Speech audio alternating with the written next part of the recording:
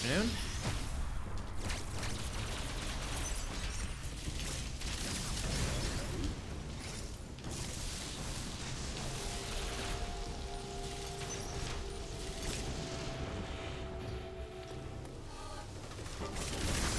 You two are gold.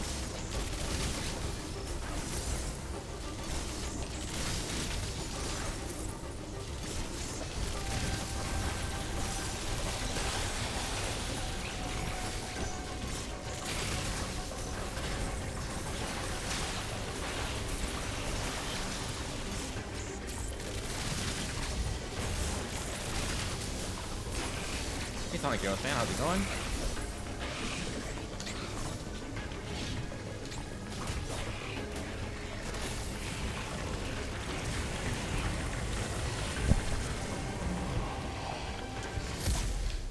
Give this a shot today. If I get this today, then I'm not gonna be practicing this at my parents' place anymore. So let's give it a shot. I'm not driving over to their place for like another 3 or 4 days at best.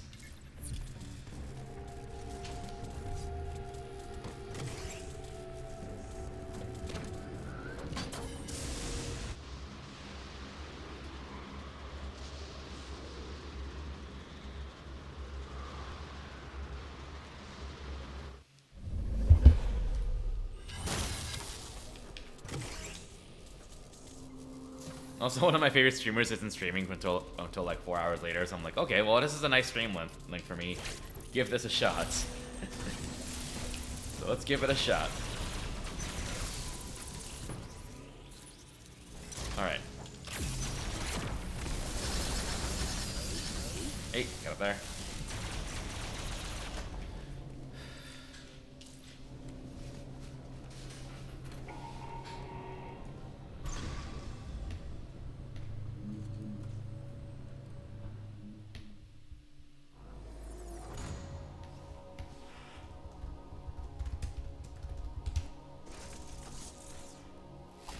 Uploading data. It appears your Metroid DNA has caused you to become a Metroid. Ordinarily, okay.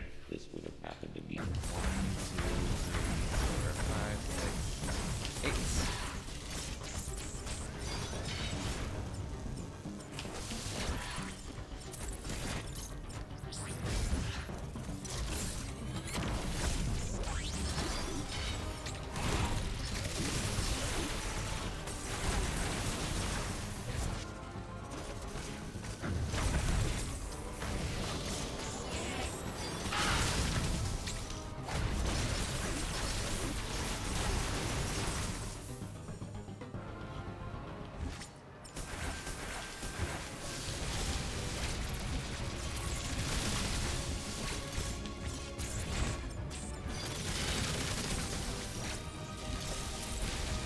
I thought he was gonna do stomp attack.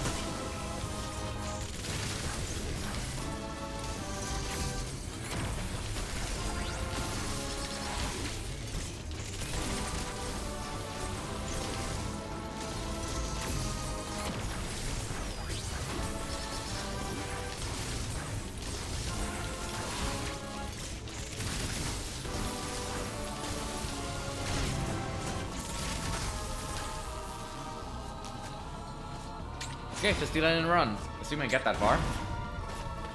That's intentional.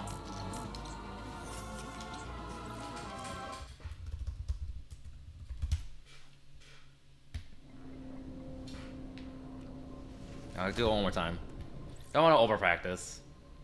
Really.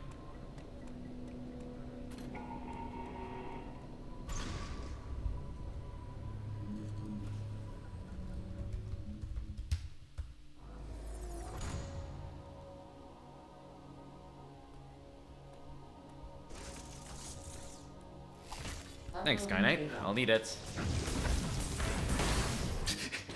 I was not paying attention.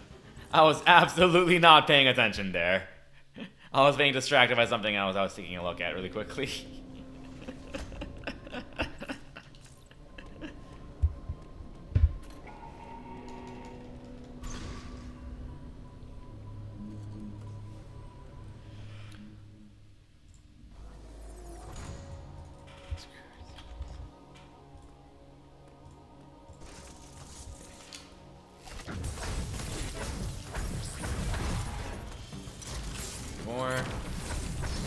I can't blame reading chat. It's all your fault.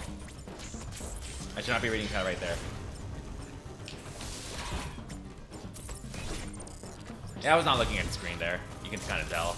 Because I kind of just know how to dodge everything really nicely. I just fight way too many times. And I did not fire my storm missile, oops. Oh, well, not really the end of the world.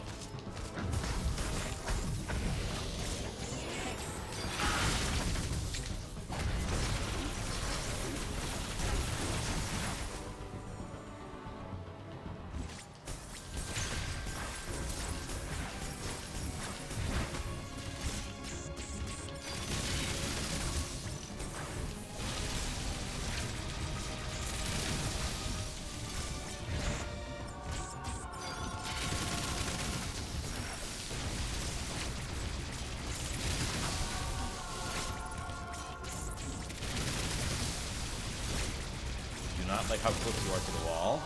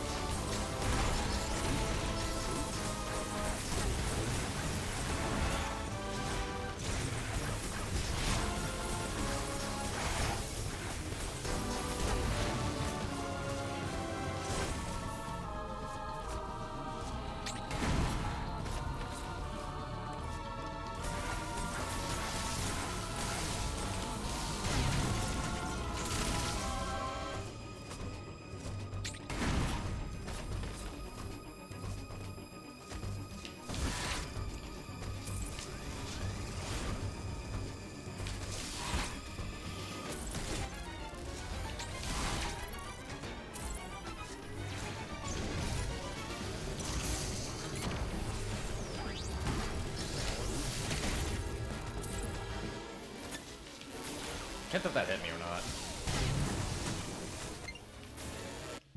I want to see. I don't think it did.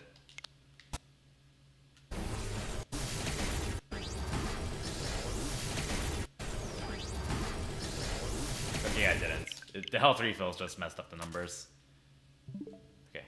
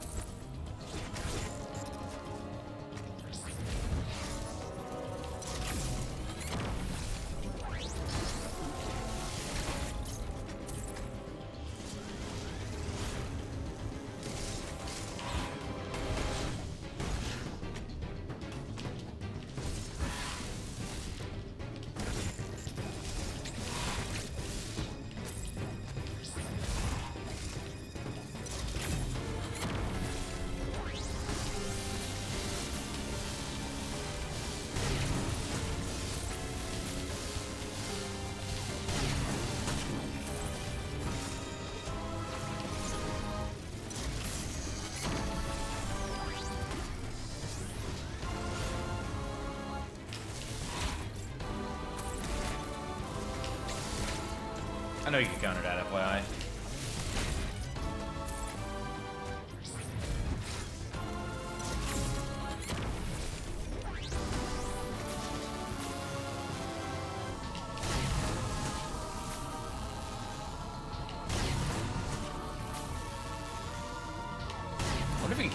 Probably not. I'm curious.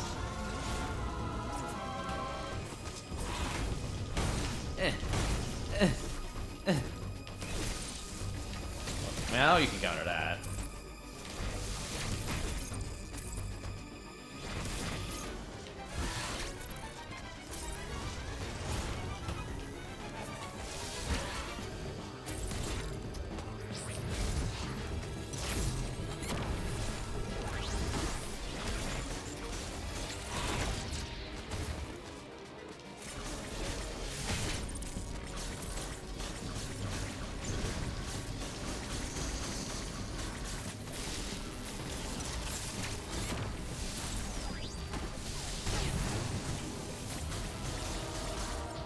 Wait, does grapple damage him?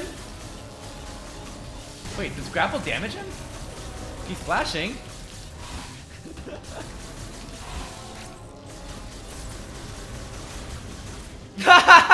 It does! I didn't know that.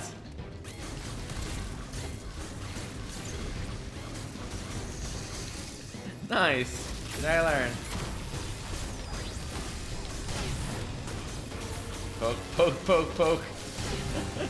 Poke, poke, poke.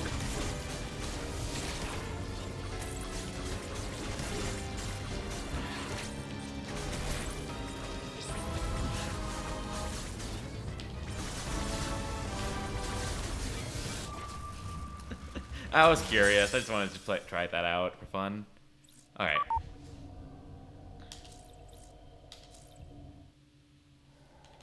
Let's give this a more serious shot today, then.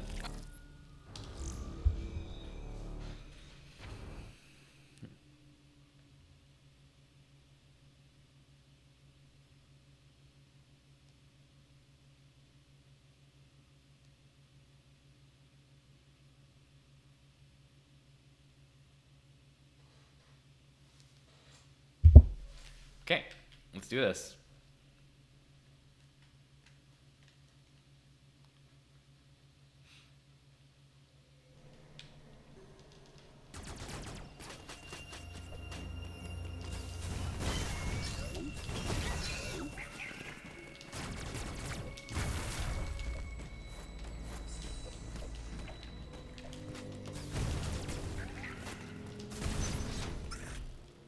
Thanks, Jay Skim. You backside want that I just use their one. You too. Let's just all bosses damage us grapple only. Oh my god. Kinda want to record a video of just killing the last boss with only cross bombs for fun. Maybe I'll do with grapple too.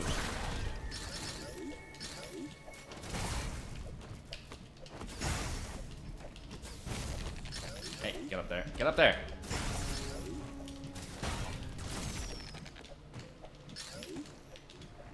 Weapon is difficult, apparently.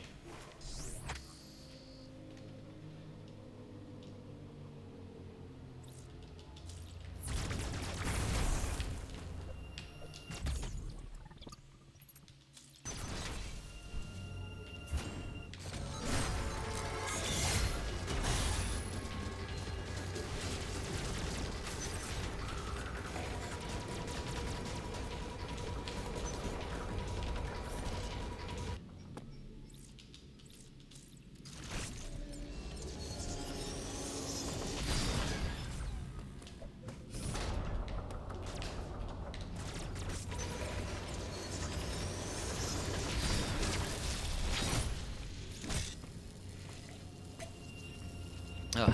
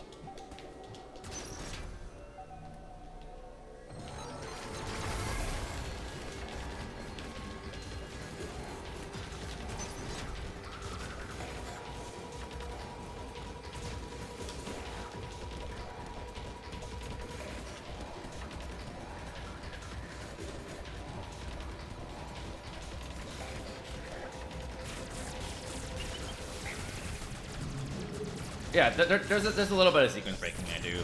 The really super obvious things happen once. Early grapple, early bombs, and early cross bombs, early gravity suit. Basically whatever makes this as consistent as possible, while still being fast-ish, because, you know, the faster I make this, the less I have to play the game. If that makes any sense, and less I have to worry about taking damage.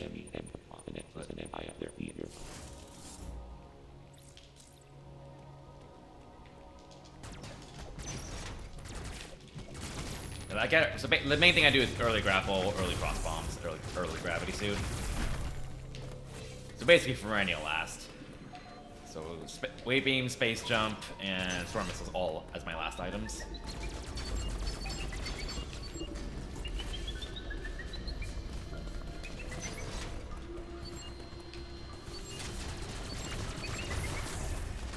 Aren't you a hater? Yep, you too. Who do you too? Oh, okay.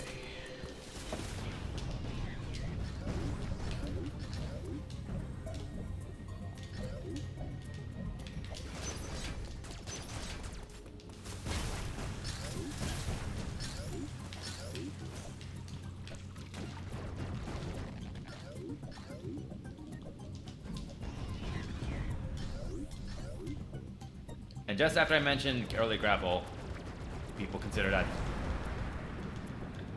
I just lost like every viewer in chat because it's cheating. No, I'm joking. I was just thinking of something silly to say, and that's the first thing that came to mind. I apologize. Talking is difficult, you know. Hitting this Kizaron is also very difficult, apparently. Kizaron, why you gotta be like this?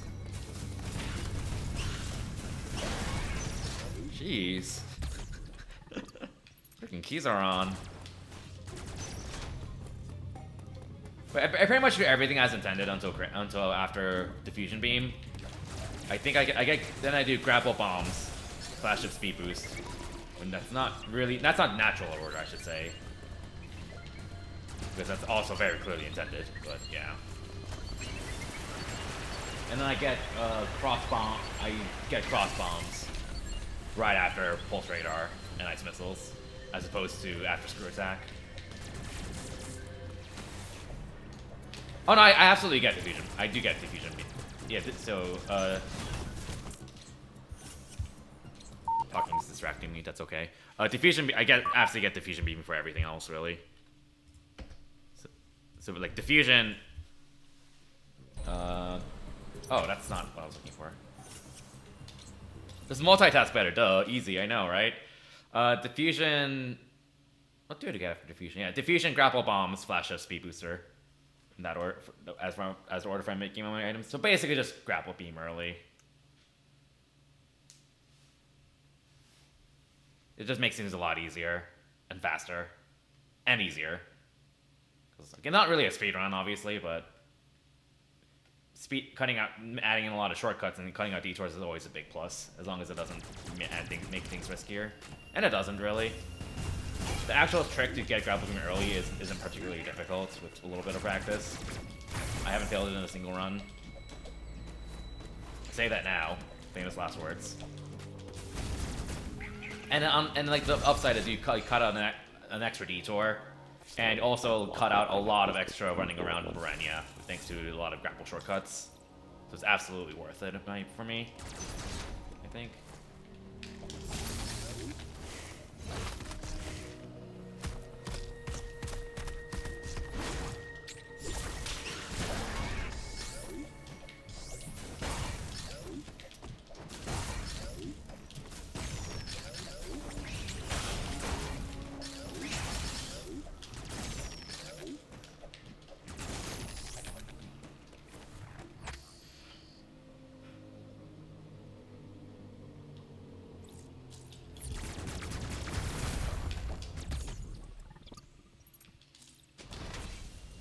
Man, that was a bit of just a warm-up, I suppose. Not a big deal.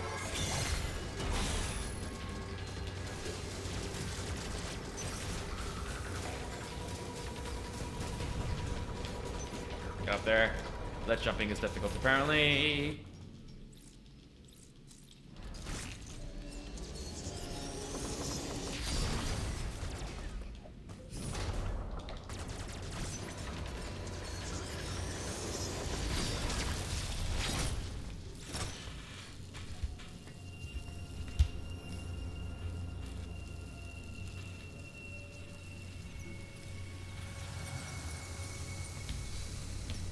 Okay.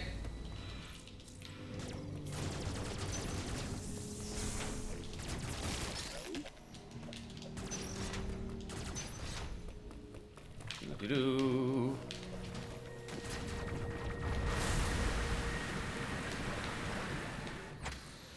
Excuse me.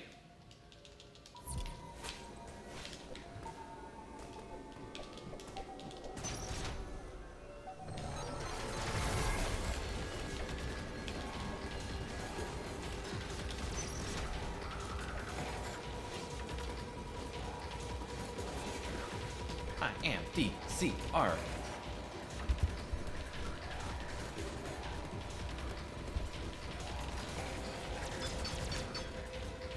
Hi, Corpius. Bye, Corpius.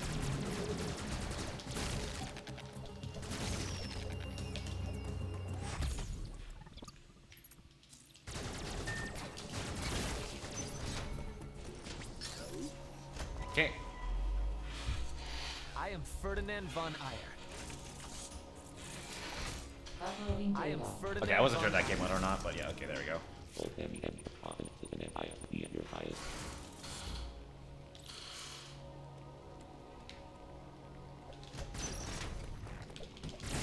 Oh.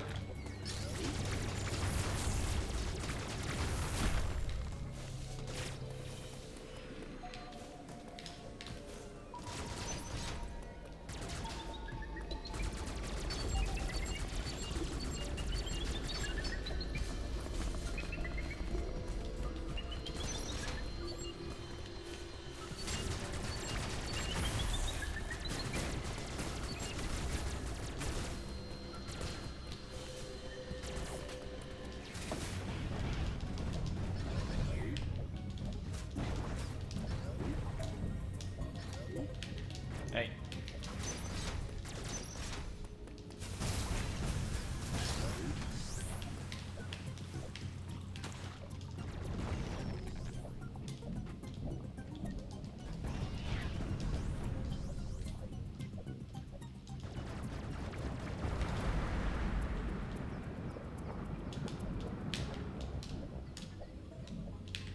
Hey, get up there.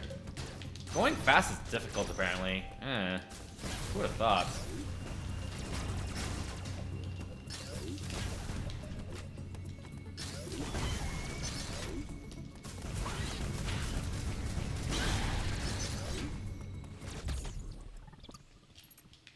Okay, let's go this way.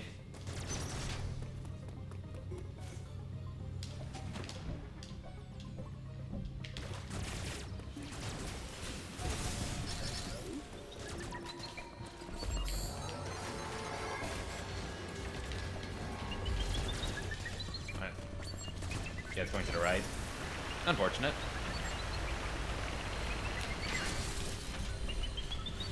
No biggie.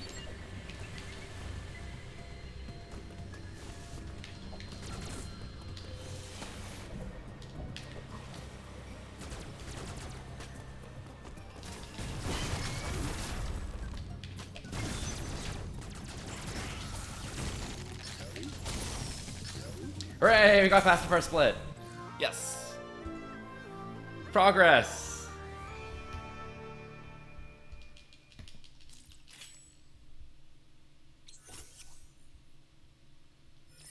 Okay. C. Yep, I see that. I see you, RNG hater.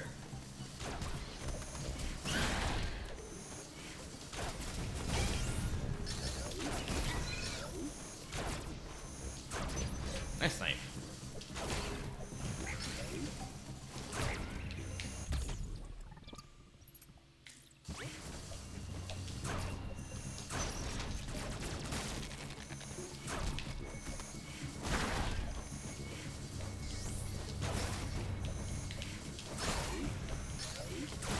I hear a Frankerty in the background.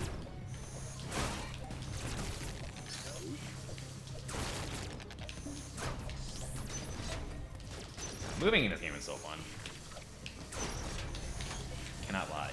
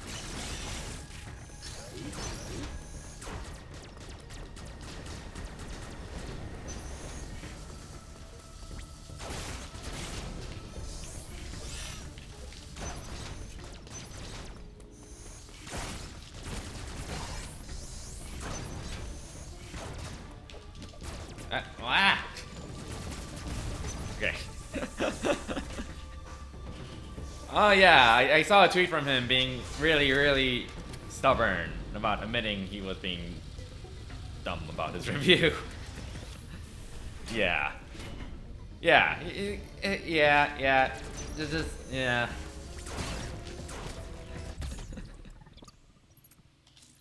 I just love all these jabs Nintendo's making at him because of how ridiculous this review was. I mean, sure, like there's reasons to not like this game for sure. Admittedly, very few, but yeah, no. Yeah, no.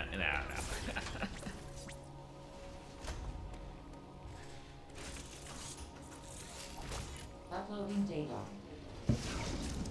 I should get some more water.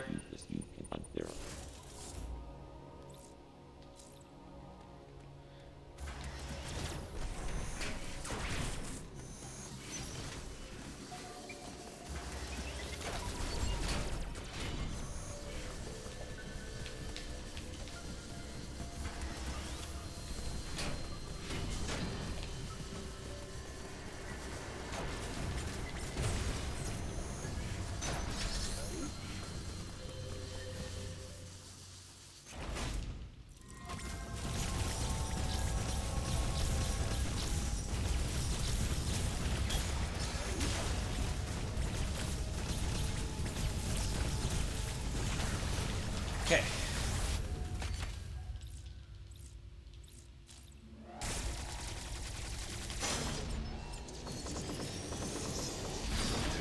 I mean, like, there are things the game could do a better job of explaining, I will say. But at the same time, no. That's what I'll say. I have legitimately seen a lot of people struggle with like aiming into Omega Stream because the game, cause, like to some people, rotating the stick as if Samus' arm cannon isn't quite as obvious, which is why like the tips video, as funny as it is, the tips video that was released on Nintendo's channel with this game, beginner's tips, are honestly very good. It's a very good video, even if it's also just kind of firing shots at the bad reviewer. I have seen some people struggle with some of the things there that the game should do a better job of explaining. It's like, it's not entirely on him, but yeah, I'm being very nice. I am trying to be very nice. That is the nicest thing I will say about that. I do legitimately think the game could do a better job of explaining a few things here or there, or reminding you of them. Or certain mechanics and stuff. That's kind of minor. Okay. To some degree.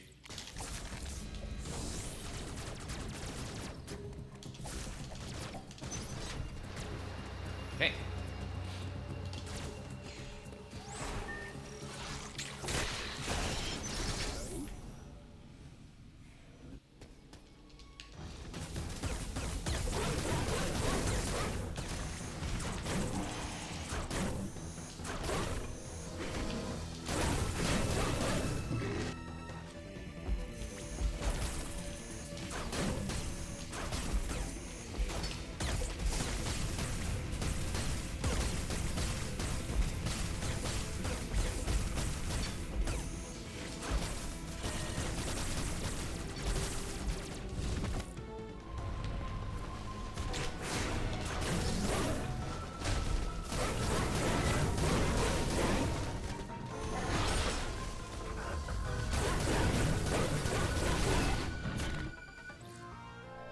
Good.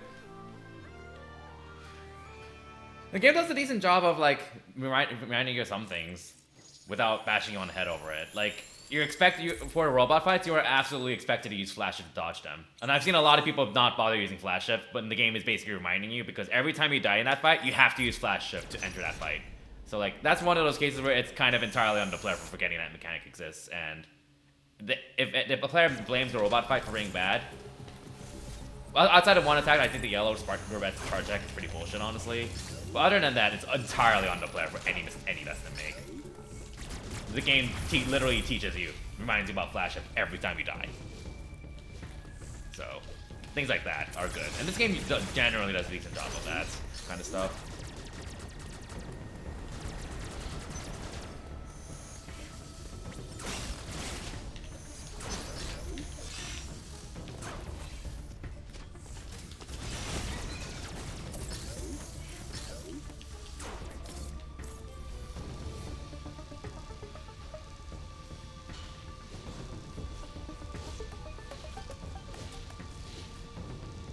Yeah, the game could remind you that you can use missiles to destroy, to like reveal blocks a bit more. Like it just tells you like once, and that's when you're still just getting a feel for the general game.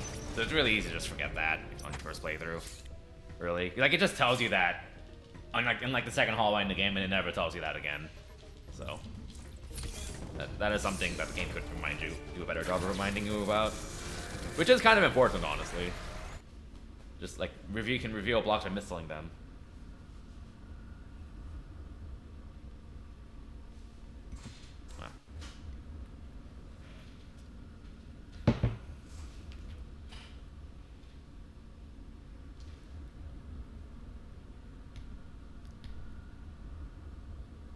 Okay. Well, this is probably the scariest part of this run, honestly. Kataris with almost very few tools is pretty scary. So, see how this goes.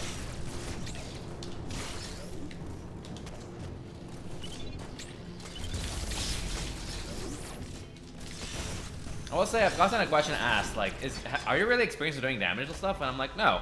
I've never actually done a damageless challenge before, like, ever. This is my first time.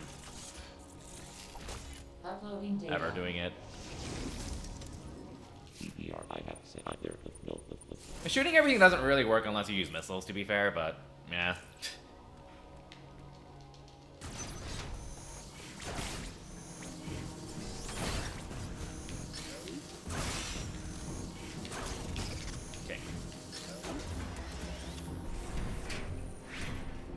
I kind of want to try for zero mission after this. Although, I mean, the zero mission is probably going to be pretty easy, honestly. I just have to write a route for it. 100% zero mission, I should say. It's a bit more interesting. Especially since you can't... 100% route flows really well because you take heat runs. Obviously, I can't do that. So I actually have to get Varia suit. So, like, imagine actually getting Varia suit in zero mission. Gasp. Okay, I don't mean that in like an elitist way. It's more like you just, from like a speedrunner's perspective, you like never get Varia suit in zero mission, even in 100%, because the game gives it to you later anyways. So it's gonna be weird getting Varia suit from my perspective. But it'll be interesting. It'll be pretty easy, honestly, because it's zero mission. But it'll be nice to have an easier challenge after this. I don't know where to next.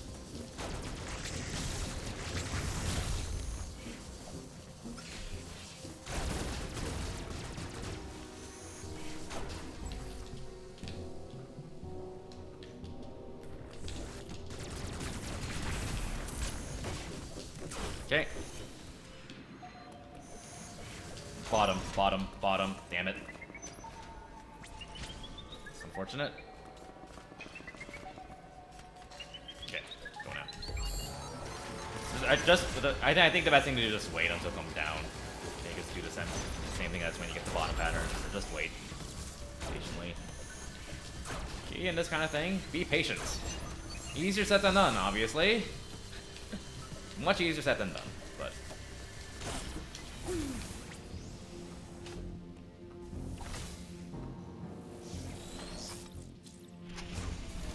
So I'm really hoping that the enemy will be on the left here.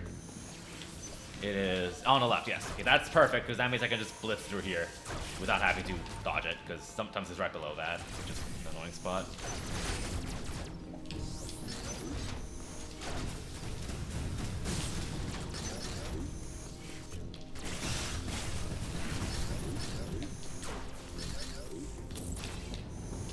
Merry Christmas to you, Charlie Pichu. Okay.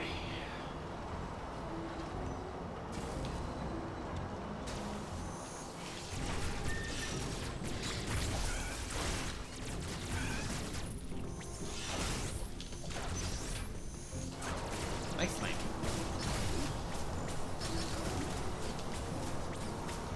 I think I got it. No, I didn't press left. Come back! Come back! Cycles! Okay, we're good, we're good.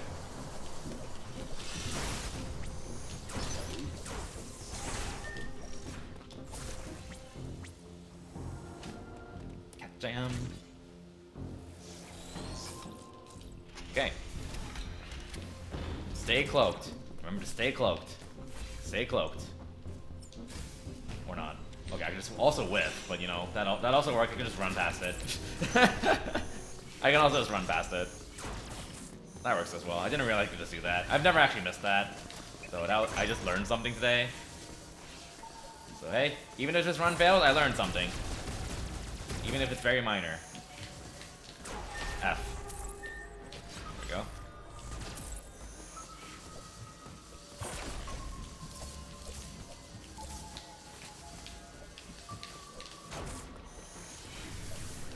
Stay focused.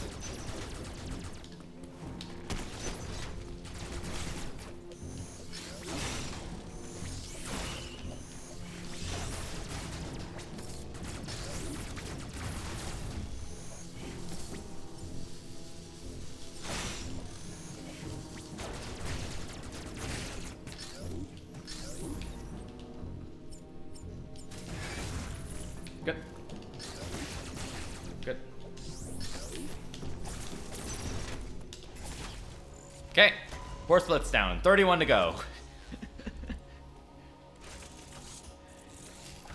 Uploading cat boots. Heavy statics, you are faced with overwhelming power. Accept your helplessness. Okay, let's do this. Did I RNG manipulate? I did. Okay. I have to be doing RNG manipulating there somehow. I have to be doing some AI manipulation there somehow. With the enemy location there. I have never seen it in any other spot. In runs, I should say. I have seen it in other spots in practice, but not in actual damage runs. Or I could just be very lucky, to be fair. Like astronomically lucky, which, you know, obviously happens. Okay, this is legitimately the scariest part of the run. Not even memeing. I am not even memeing.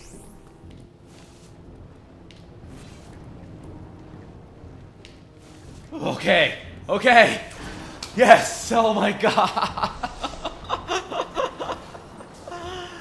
Oh, god. I lose about half my runs here. Or at least get hit like half the time. Those, they're so scary.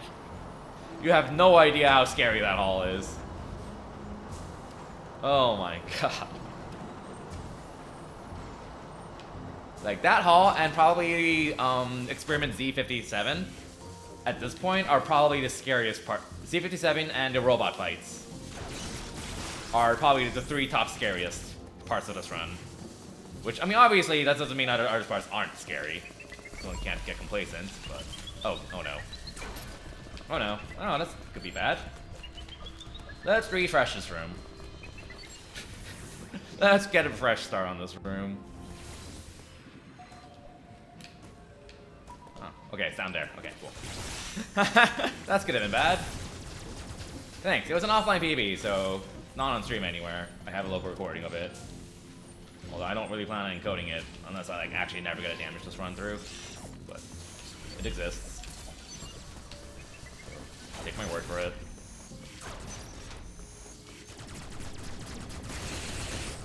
Okay. Look. That jerk. Ah, get up there.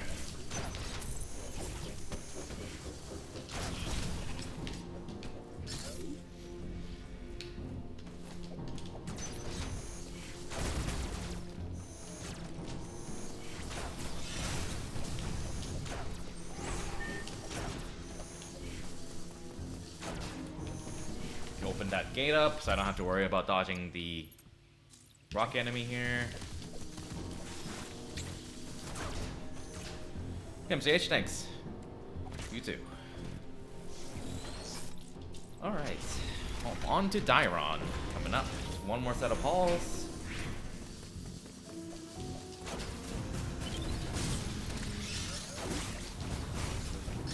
Hey trader, thanks. I will need it.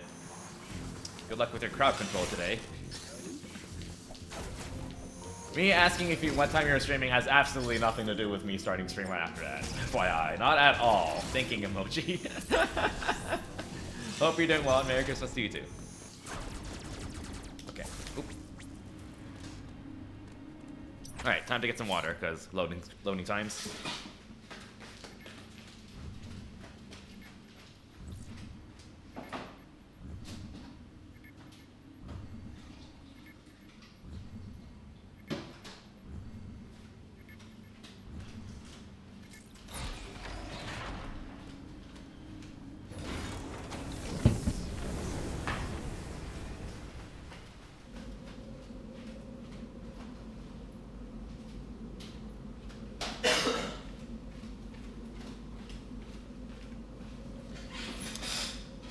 You know, I realized pressing A when the game asks me if I want to go to Dairon might have been a good idea. Just saying. While getting some water, but that's okay. Got a coffee shake. And now I don't really know what to do about food, because I was planning to drive to my parents today. And then I learned, like, around 2 weeks ago, someone I know, roughly 2 weeks ago, someone I know tested positive. So, which is very unfortunate.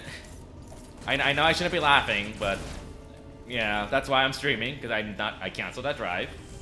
So it's unfortunate. I don't feel any symptoms at all, and I am vaccinated. So like, even if in the very, very off chance I am positive, it's fine. I'm vaccinated. But what sucks is I threw away not threw away, but I finished off like all of my food yesterday to prep for the drive, and now I have like no food at home.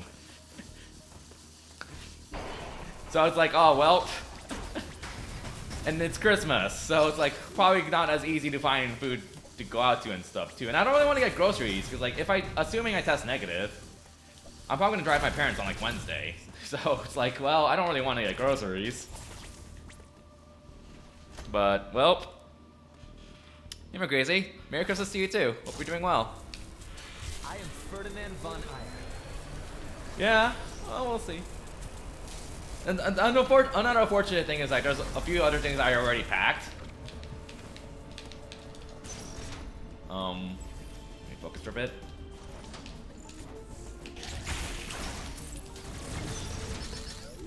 Like I already packed my Wii and my Wii U, so no like randomize. Like if I want to like play randomizers or practice Wario or something for HDQ, I have to set that up again, and I'm just like I don't really want to do that when I'm probably gonna be leaving again in like 3 days.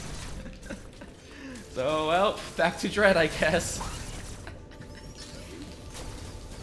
Or I could just be a responsible adult and actually set it up again, but being responsible, ew. Who wants to do that?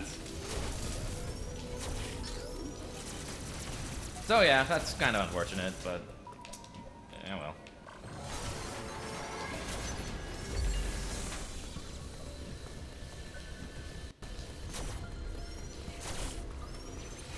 Not as dreadful of a situation as it could be.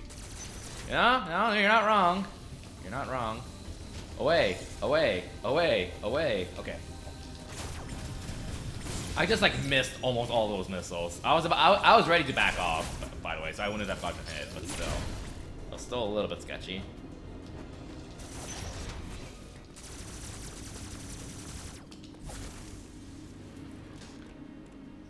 I mean, Chinese food is typically fine. I mean, there's like the Americanized Chinese food that you get from like Panda Express and stuff, which is lo mein and stuff, which is, I mean, that's fine. But then there's like the more authentic stuff like pork belly and stuff like that, which are a few restaurants like that in the area, which I think I like a lot more. But I'm also obviously very biased because I'm kind of Asian, and also like spicy food a lot more.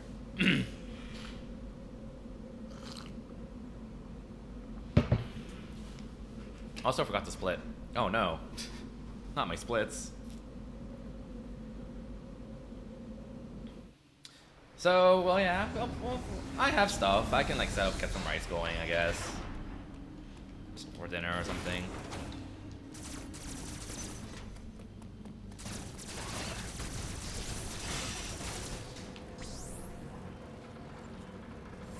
You can tell from me being cautious there, I have fallen on that robot way too many times in practice.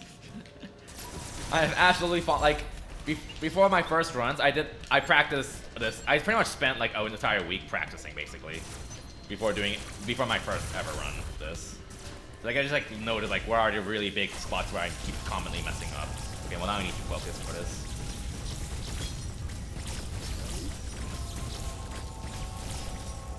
Oh come on. You. Can't shoot.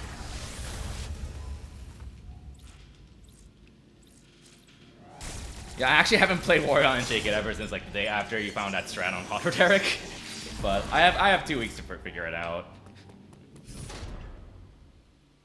And then do more runs with it. We'll see. I don't want to set up my Wii U again. I'm lazy. Because I was going to bring it to my parents' place so I can practice it while there.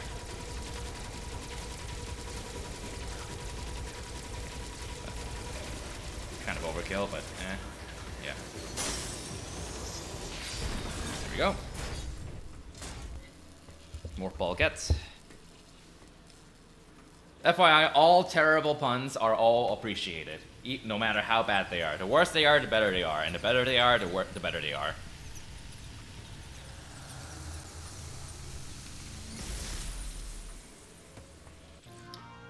Meow, meow, meow, meow, meow, meow, meow, meow.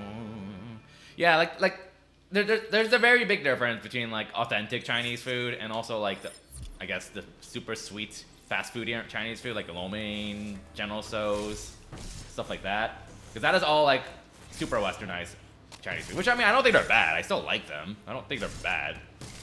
Don't get me wrong. But there definitely is a different taste between that and like the authentic kind of food. Basically, if you look at a menu and you see the word General Tso's, then that's not authentic. That's a generally safe rule that you can just kind of follow if you're at like a Chinese restaurant. At least on that specific menu. Section of the menu, I should say.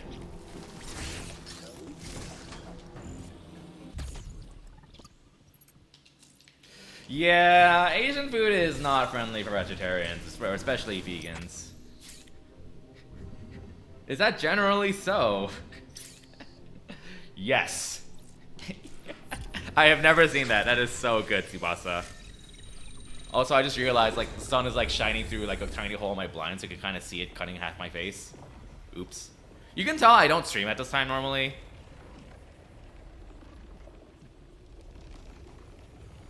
Because it's not normal for me to stream at... I typically stream after work, or usually.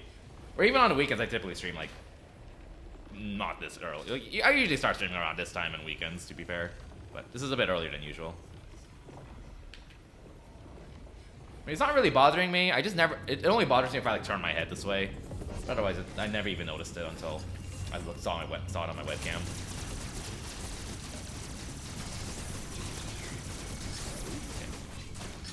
I see that. I see that little fish. I see that little fish. Down with the fish. Unless they're D-Traders fish, and they're okay. Merry Christmas to you too, nerds.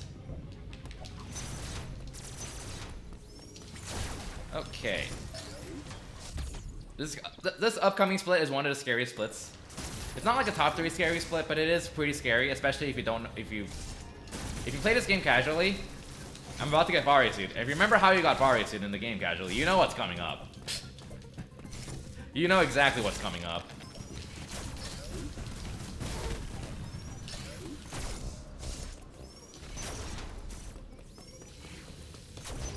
Go.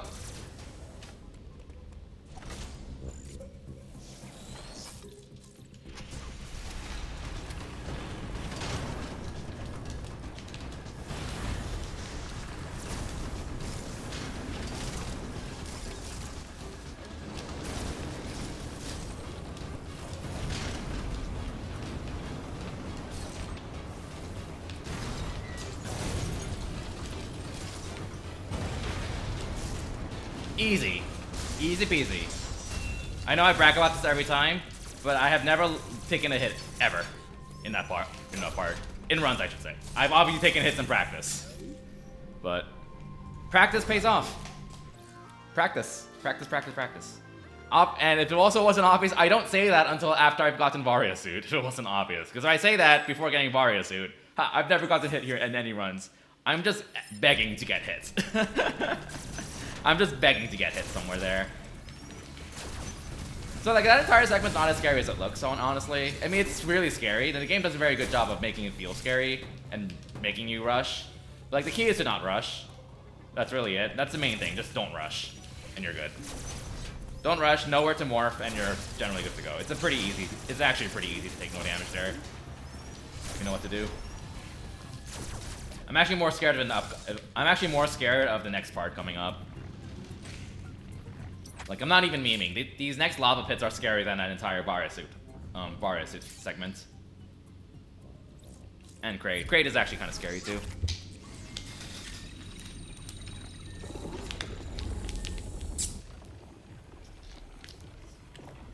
Like, I mean, he's not like top 3. Yeah, this game is a very difficult game. How could we say this game is a speedrun? I don't really speedrun it. But like, it is what you make it out to be, for the most part. The bosses are definitely kind of brutal, but you can definitely have like good strats, consistent strats with some practice. They're not too bad, I feel. I think one barrier is for sure is mashing, which I think it is absolutely an issue, don't get me wrong, but I also think it's a little bit exaggerated because like how fast you mash is not gonna make that much of a difference compared to your movement. But it still is absolutely an issue, so like, because like there is no firing cooldown rate on your beam. And that tends to be like your fastest form of DPS for a lot of fights as well. So like, mashing is unfortunately absolutely a thing in this game, speedrunning this game, but you also don't need really good mashing to be decent, for sure.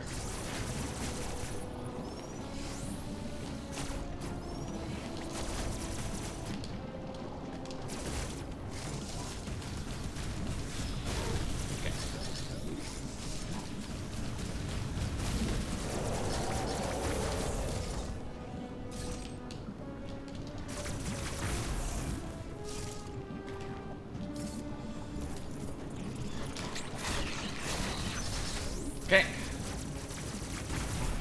Here we go. One of the harder fights in the game. Let's go.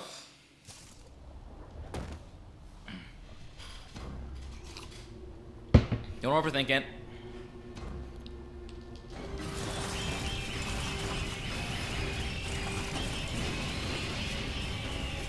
Up.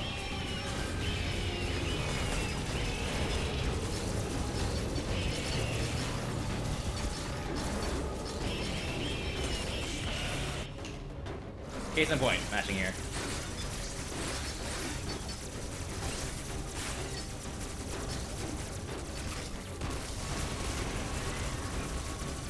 Okay.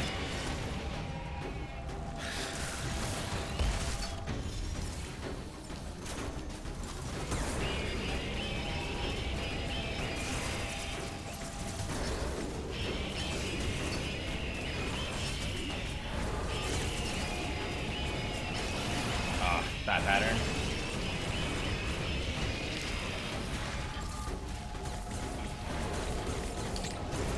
Okay, good pattern.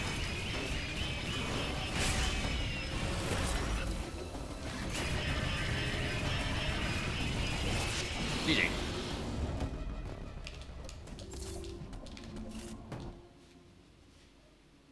I think this is a pretty well-designed fight overall. My main issue is the belly button portion, where you have to redo it every time you fall down, and you have to mash if you want to do that reasonably quickly, very fast, and that's my only gripe with this fight, as just in terms of boss design. Otherwise, I honestly think it's a very good boss, very challenging boss, but everything is telegraphed.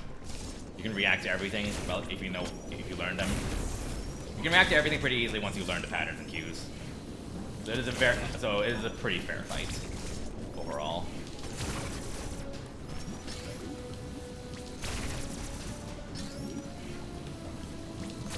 So I don't get this item normally, but I'm gonna get with I have a bad habit of forgetting this during cleanup. So I'm just gonna get it now so I don't forget. Because I always forget this. Like, it is absolutely better to get this in cleanup, but I always keep forgetting this, so I'm just gonna get it now. Okay. Because like when I come back here in the end game when I'm just doing cleanup, I just like always run across the bottom and just skip it. Because I'm just like on autopilot all the time.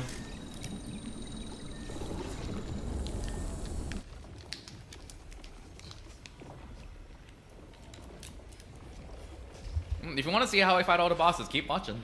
Totally not shamelessly advertising the stream that's ongoing right now. Next boss, actual boss is coming up is probably... Yeah, I think the next real boss is the robot fight. Or Speed Boost Emmy, if you consider that a boss.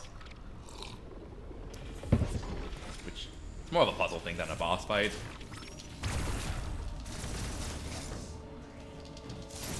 Or the grapple beam skip coming up, early grapple beam skip coming up here. So you can consider that a boss too, maybe, because it's a skip.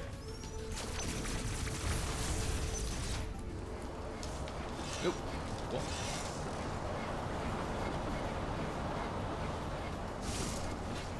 Easy peasy, let's go. Never failed it in a run. Let's go. Again, that's like another skip where like it looks really tricky, but it's a lot easier than it looks. I mean, obviously you need to sit down and practice it a bit, but like, once it like clicks, it's actually a very consistent trick. And even if you fail, the tricks, you can recover, usually. Like the second slide jump I did, I always time that jump intentionally late, because if you time it late, you won't jump, which is good, because it will land at a slope, and you can come back to the ledge and try again. That's just like just how a lot of speedrunning comes down to a lot. Like, sometimes you want to maybe like time something intentionally a little bit late, just because like it's gonna be less punishing if you do actually time it late, and versus vice versa. In this game, yeah, the fights in this game are just great. Honestly, this game is just fantastic overall, I think. I have issues with it, obviously, but what game doesn't? Ultimately, just a fantastic game with awesome fights, awesome controls, awesome physics. Hey, Ferris. Got our early grappling beam. So this is like the first sequence break I'm doing here. It's like very obviously intended. But it also doesn't require like any sort of glitches or tricks. Side jumps do not count. That is all absolutely intended.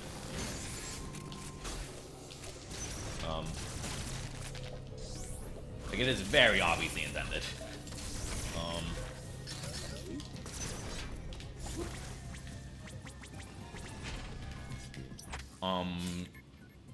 Yeah, and I'm gonna go ahead and just get bombs immediately now. And then I'm not gonna really be doing any sequence breaking until after Ice Beam and not Ice Beam, Ice Mist is the Pulse Radar. Now, time is not something I care about. My goal is to just beat this Damageless, so I'm absolutely taking detours and stuff and wasting time to play things safe. Time is not a non-factor. Obviously, the faster I beat this, the better, because that's less time I have to deal with avoiding hits.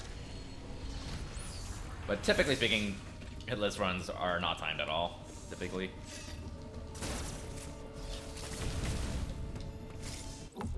This is a lot more convenient than it sounds, because early powerbomb tanks are really nice.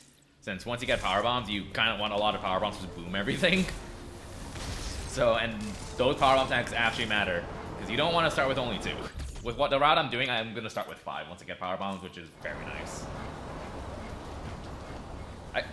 So yeah, it's like I could get that during cleanup, and it's a little bit faster to get it in cleanup, but not really by a meaningful amount. And I'd rather just get an extra powerbomb just to help out, make things safer, because that's the point. Why are you there? You normally aren't on the right side. I almost ran on top of you. You are normally on the left side. I don't know why that happened, but whatever. Didn't get hit, and that's what matters.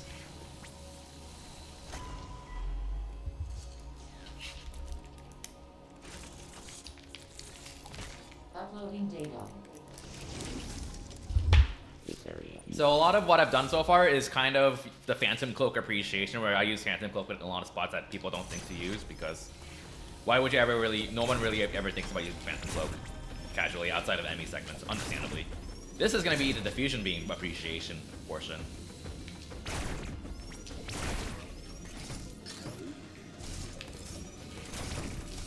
This Diffusion Beam is actually really nice for this kind of thing. Okay, where are you?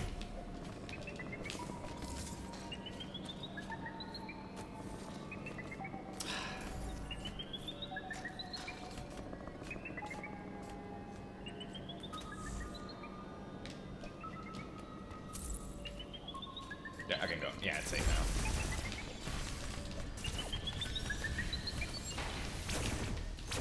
Oh, come on, grapple, please. Okay. Boom that. Get rid of it.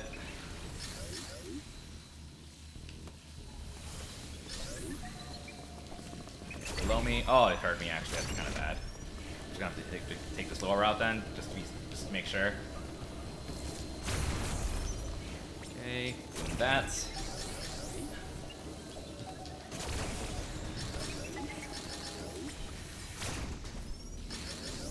As an FYI, for my definition, getting caught is fine if I successfully counter, which obviously I don't want to rely on because it's so difficult to counter them. So if I get caught, 99%, there's like a 90% chance I'm just gonna, that's a hit, basically. So yeah, like I basically go by the raw definition of damage, where if I get hit but take no damage, it doesn't really count. I don't really, so like counters technically is getting hit. I think, kind of, because you're touching an enemy, but you don't take damage. Hence my definition of damageless. Same idea with enemy. If you get caught by an enemy, you're not taking damage, but if you get killed by it, then that's a different story.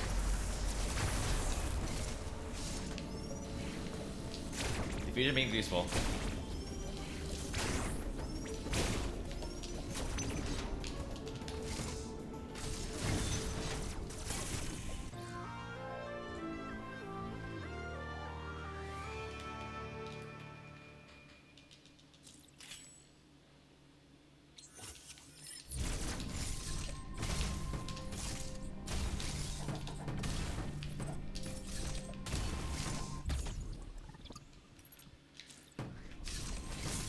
Okay. Excuse me. Congratulations, me. I remember to get that missile tank. Because I have forgotten that missile tank before. Yes, I have forgotten the missile tank literally on the screen. That you just cannot miss. I have forgotten that before because I can be stupid. But then, you know, it happens. It happens. The good news about me being in town for like another 3 or 4 days, not only can I like stream more stuff on my Switch and my Wii or Wii U if I'm not lazy about setting it up again, but I can also get back to doing a bit more logic work with Red Randomizer, so that would be cool. I just submitted my merge request for, I think we should be good. Submitted my merge request for a Gavran logic, and then since I didn't start on Barania yet, because I didn't really want to start it and not be done with it before I tried my parents, but now that I have time, I can just go ahead and start on that.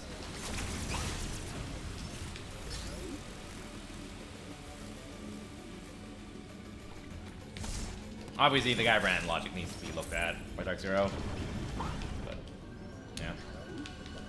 I'm sure there are issues with it, but you know, it's good to have something going.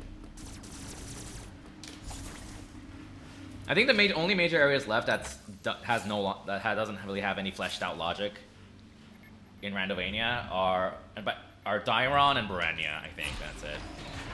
Alan has some logic. Anubia does not. Although I don't know if I consider that a major area.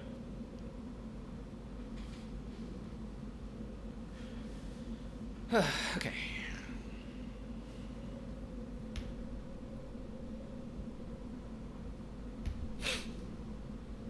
Okay, Barania time, and this is where Grapple Beam is gonna be really nice. Really nice.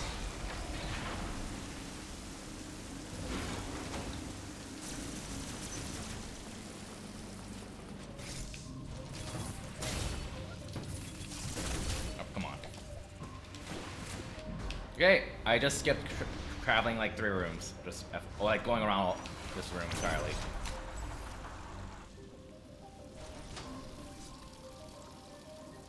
This is always really scary, even though I've tested it and I know it's safe. Just because like your AOE meter gets kind of low. And yeah, it's just a little scary.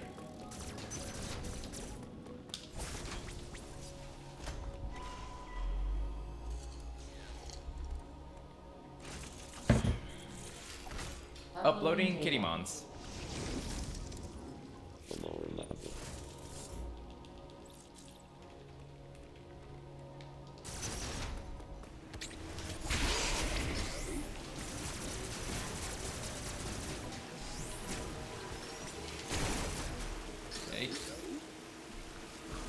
Okay, we're good.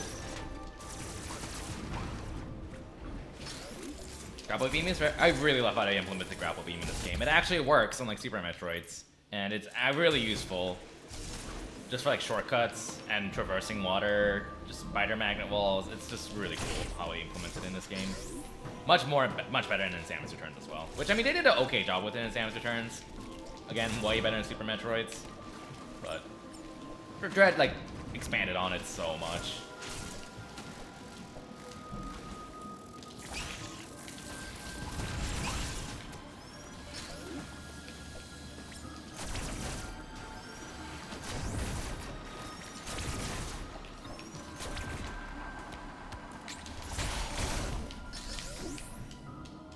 Which screen? Which section?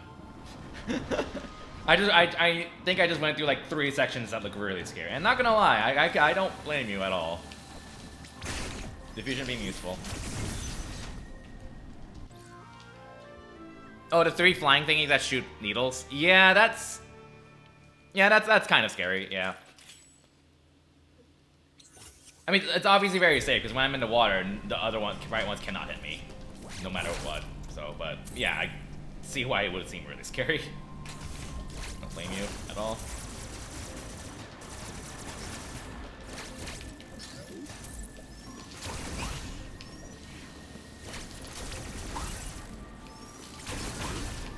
Okay. I always make sure to back off a little bit in case I don't kill it instantly, so needles. Merry Christmas. Merry Christmas. Merry Christmas.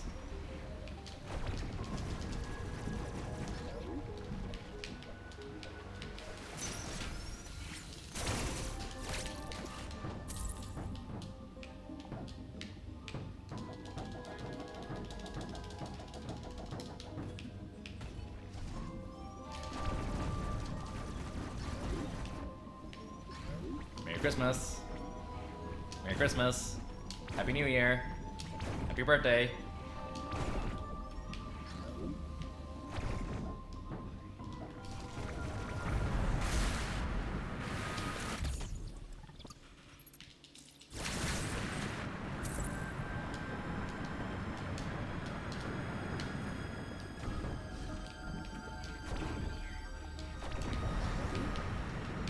Take a bit of a minor shortcut here with the water bomb jump, but I consider that a glitch. And I think it absolutely is, because you're manipulating the state, Samus's Morphball state, to be incorrect. So I don't do it. Not that it really saves much time in the first place, because it doesn't. They kind of do, honestly. They kind of do look like lava spawn in a sense.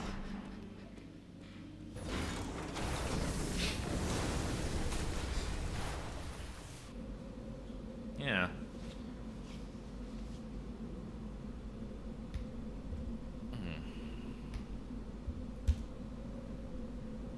They're space Kiwis.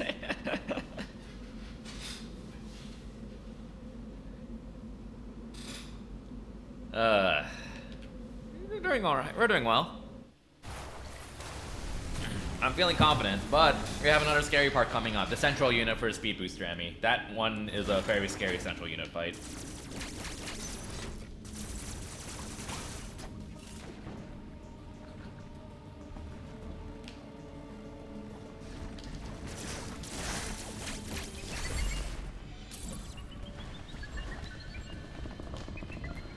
Yeah, I'm cloaking. Got there really quickly. Oh no. Oh no! Okay, okay! Oh my god! Like that speed boost Emmy is not supposed to be there. I have never seen it go there so quickly. Oh my god!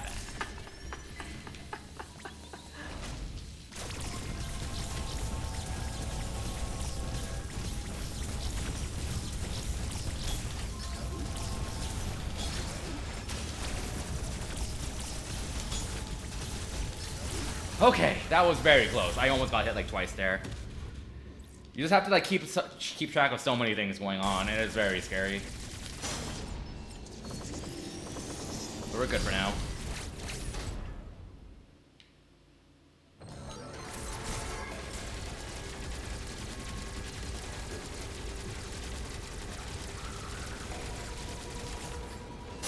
Actual enemy fight is pretty easy because it always spawns from there. And it actually doesn't have very much health on its armor, so you break the armor pretty quickly. Honestly, probably, I'm pretty sure what it feels like is that this enemy has less health than the Morph Ball and the Spider Magnet ones. I'm pretty sure it has less health than those.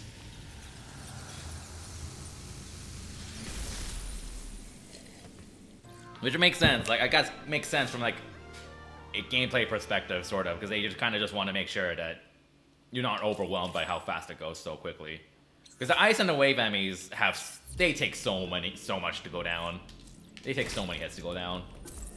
And they're still actually pretty fast. They're not speed booster fast, but they're still fast. So. The size of face shield restaurant, I really doubt it. Especially since the wave one has a ridiculous amount of health and the face shield is pretty small for that. I kind of doubt it. The spider enemy has a really big face shield. Yeah, rip speed boost, shine spark. Rip the swag spark.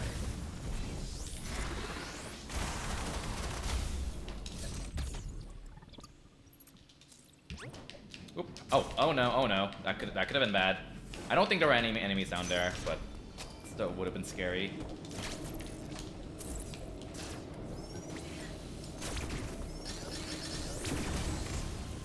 Kill that.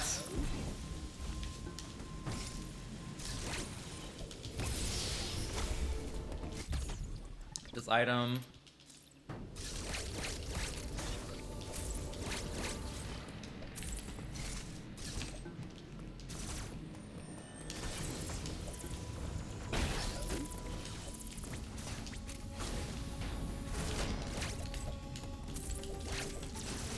Okay, that was good. Oh yeah, I did not use them much at all. I don't think I didn't use flash shift at all. Okay, in my first playthrough, I used flash shift all the time for bosses, but I never used it for actual movement. Yeah, pretty much never used it for movement my first playthrough. But I know a lot of people didn't use it at all, period, which must have made the boss fights terrible for them.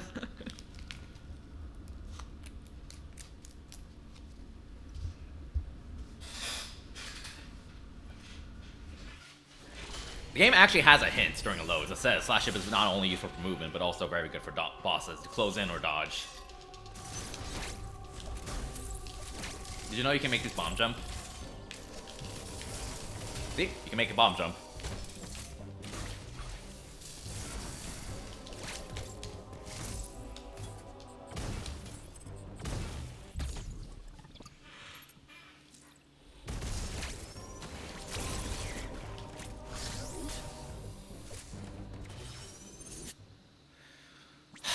Okay, hardest boss in the game. Okay, let's go. Fast.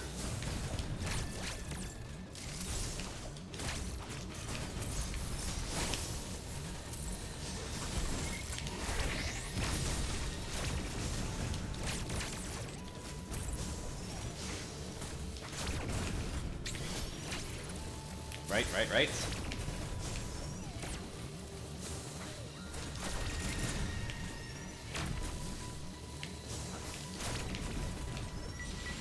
Okay. Okay. Okay. Whew.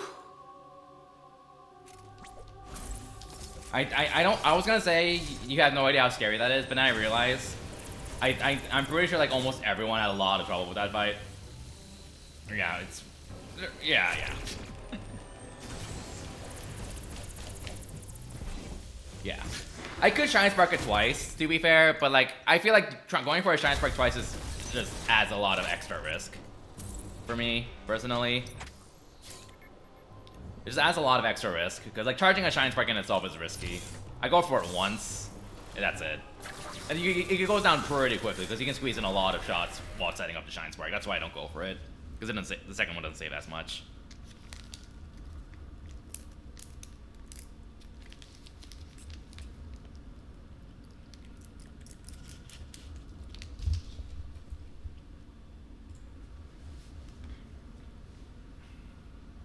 I think the fight is actually fair, except for the red charge attack. I think that attack's kind of bullshit.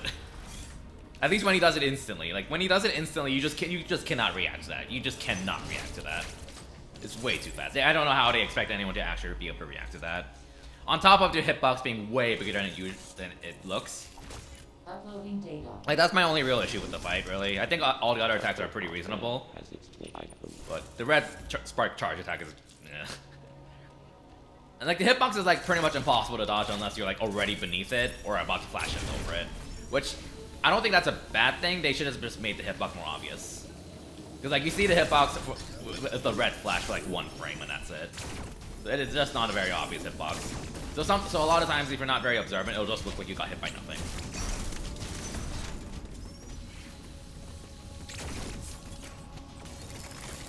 I think the red one should have been less fast, because I think it's just a little ridiculous how do you expect you to react to that. But I think the fact that they both have a startup animation, the same startup, is fine.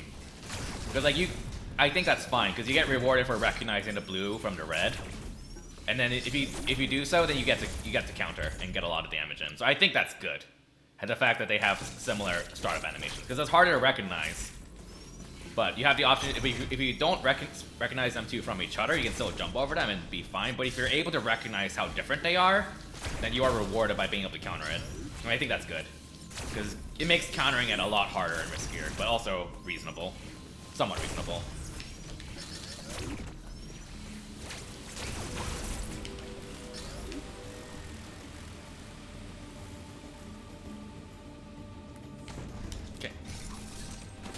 Also, yeah, just the amount of space you have in the first fight is just a little ridiculous. All the other fights give you so much more space. So, yeah. Maybe it's intentional, because they wanted to, like, force you to use flash shifts to dodge instead of running away. That might have been their expectation. It wouldn't surprise me, because you're literally, every time you die, you literally have to flash shift to go there every time. They probably wanted to player to, like, learn to use flash shift for that fight. Before, like, instead of resorting to running away. So if you look at it from that perspective, I think that's clever. But I also get why, like, it's a little bit much of a difficulty to jump. Like, if you introduce the fight with a really big area, you're not gonna use flash shift for other fights. You just are never gonna do it. Let's be real here. You just aren't going to. I feel like if I were introduced to the robot fights without with the big room, I probably wouldn't really have used flash shift much personally. But I was kind of forced to use it in that first fight, in my first playthrough. So I think that's kind of clever, I guess.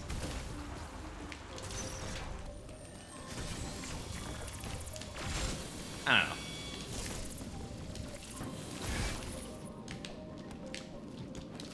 Okay, focus a bit. Easy.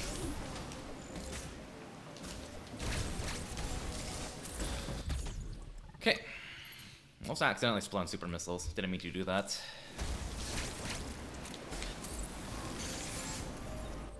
This nice one of really fast strat is also very safe. This strat here is not very fast. But it is very safe and easy. And we take those.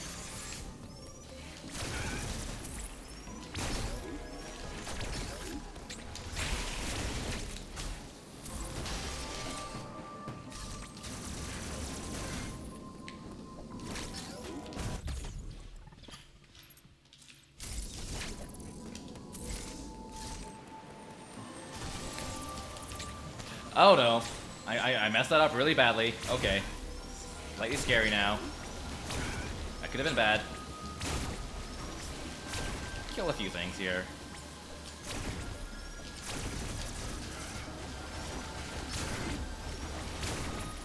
Don't have to worry about that acid. Okay, we should be good.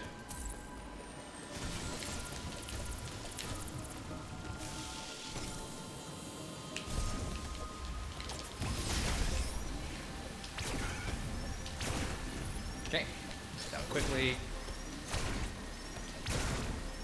That's exactly why I love this kind of challenge for Damageless. Damageless is so well designed with how much variety you have handling enemies.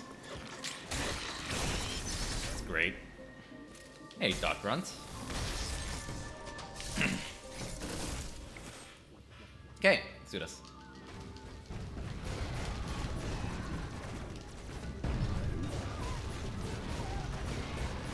Okay.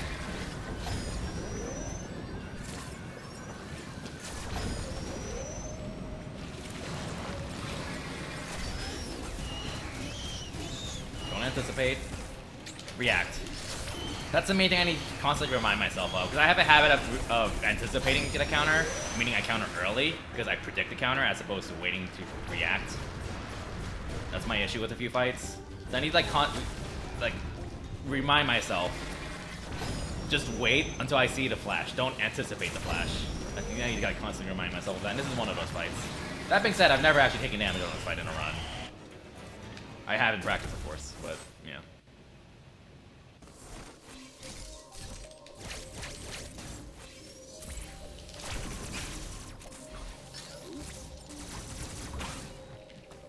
Now that was just in case, because if I stayed on there and I didn't kill it, then the diagonal shot would have hit me. So, better safe than sorry.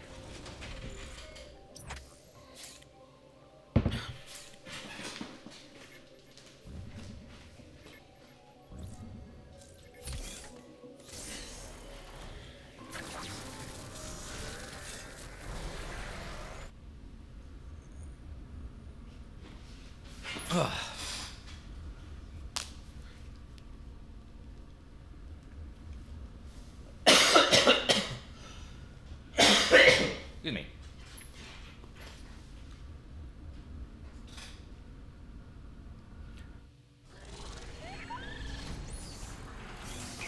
Oh yeah, hi Kakadu. Yeah, there's a lot of really silly Three Houses clips. The more you play the game, the more funny shit happens. It's great. Unfortunate. Right, where's that meme? I fear no monster. I fear no spider. But that thing scares me. Not even memeing. That thing is legitimately really scary. And will snipe you if you're not careful. Okay, robot fight. This one's easier, but still scary.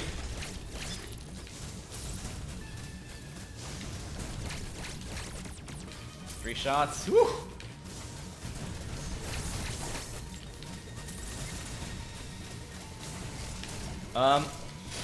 I did not mean to morph. I just fat fingered that button on accident.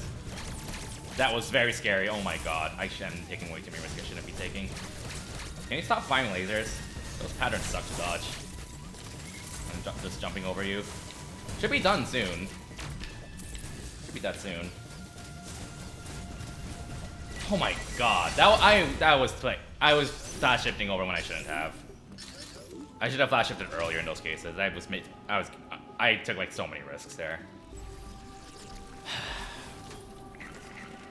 But you know, then what matters is we didn't get hit. So that's what matters.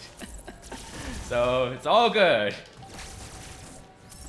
Yeah, that's a nice thing. You just have so many missiles. I don't have to work. I can just keep spamming them without, and just assume some of them will hit randomly. I don't have to actually.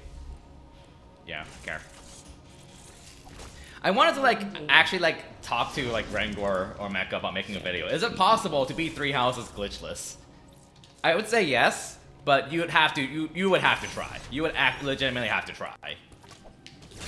Like you definitely have to go out of your way to not beat it glitchless.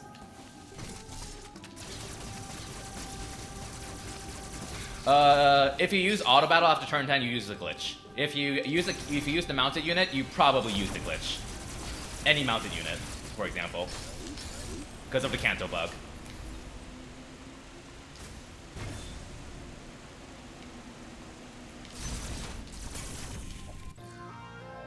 And you can argue it's not a glitch, but for this kind of thing, you have to just kind of be super conservative, just assume that anything that could potentially be an oversight is an oversight or glitch. If you play with animations, if you play Ash and Wolves with animations, you probably use the glitch. For example, the game is busted as fuck. It's a spaghetti game. If you use silence, you use the glitch. Yes. If you ever use silence, you just glitch the game. Not even memeing.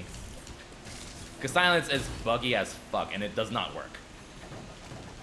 Just like the entire game, honestly. Silence is a glitch. It doesn't work properly. Yeah. If you hit, you'll miss, and if you miss, it can hit. Yeah. Don't ask me why. But yes, you can see it hit, but it actually misses and vice versa. It just does not work. We have it, some people think it might be because of Miracle. Like if you hit but it still misses, it might be because of Miracle. But like the point is, the actual hit calculations, like the animation of hitting or missing silence is obviously completely separate from actually applying the effect. Like they are completely separate. And so that is absolutely a glitch. Silence just does not work. Because it's 3 houses. There's just so many countless things like that you have to account for this kind of thing. It's really dumb. As if 3 houses is a spaghetti fest. It's a glorious one though, I still love the game.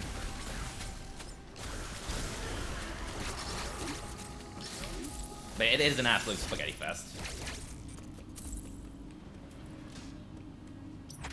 If you ever soft reset, you probably glitched the game. Because the game doesn't retain the menus. The game doesn't reset the menu state properly when you soft reset.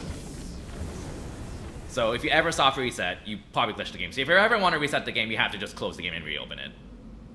If you ever use a character with a magic crest, you glitched. Meaning, if you ever warp with you cannot warp with Lysithea. You cannot attack with Lysithea. You cannot ward with Lysithea. You cannot ward with Lorenz. You cannot do any of that because that is a glitch. Because magical crests are bugged. They don't work. Welcome to 3 houses. And again, you can kind of argue that it's not a glitch, to be fair. So the general gist about the crests and why they're kind of bugged is like when you have a magic-based crest, offensive magic actually means non-healing magic. So it's more of an oversight than a bug, but like for all intents and purposes, it is effectively a glitch. It is not intended. So when you have a crest that says buff, save, conserve uses of offensive magic, that just means non-healing magic, which means that also includes. I need to do this. Okay, we're good. That also includes rescue. That includes warp. That includes ward, and that includes restore. All of those are considered offensive. Those are all offensive magic, so you can conserve uses of those randomly if you have the corresponding crest. Same with might. Like if you have Lysithea, so Lysithea and Lawrence have a crest of Gloucester, and their crest buffs the might of offensive magic. But if you ever use ward or warp with them, the game will always burn 1 random number for it, even though it shouldn't, because it's considered offensive. It doesn't actually do anything if it activates, but the point is the game always uses 1 random number for those, which is absolutely a glitch and / oversight. Yeah, there's a lot, countless stuff I can think of. If you ever undock your Switch, if you ever use triangle attack, that's debatably a bug, because triangle attack can crash the game. And you can equip triangle attack when you don't have it equipped with a ranged weapon. So you cannot ever use triangle attack, for example. There's another bug there.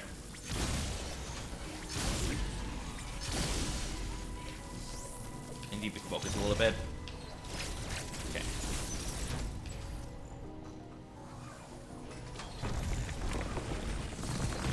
You could debatably argue that ever learning Darting Blow is a glitch. You can argue that.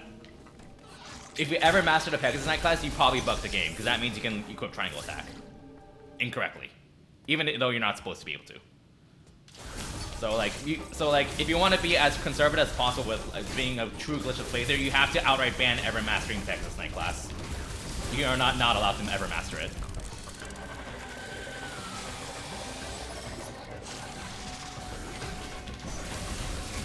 That's what I would go by, at least.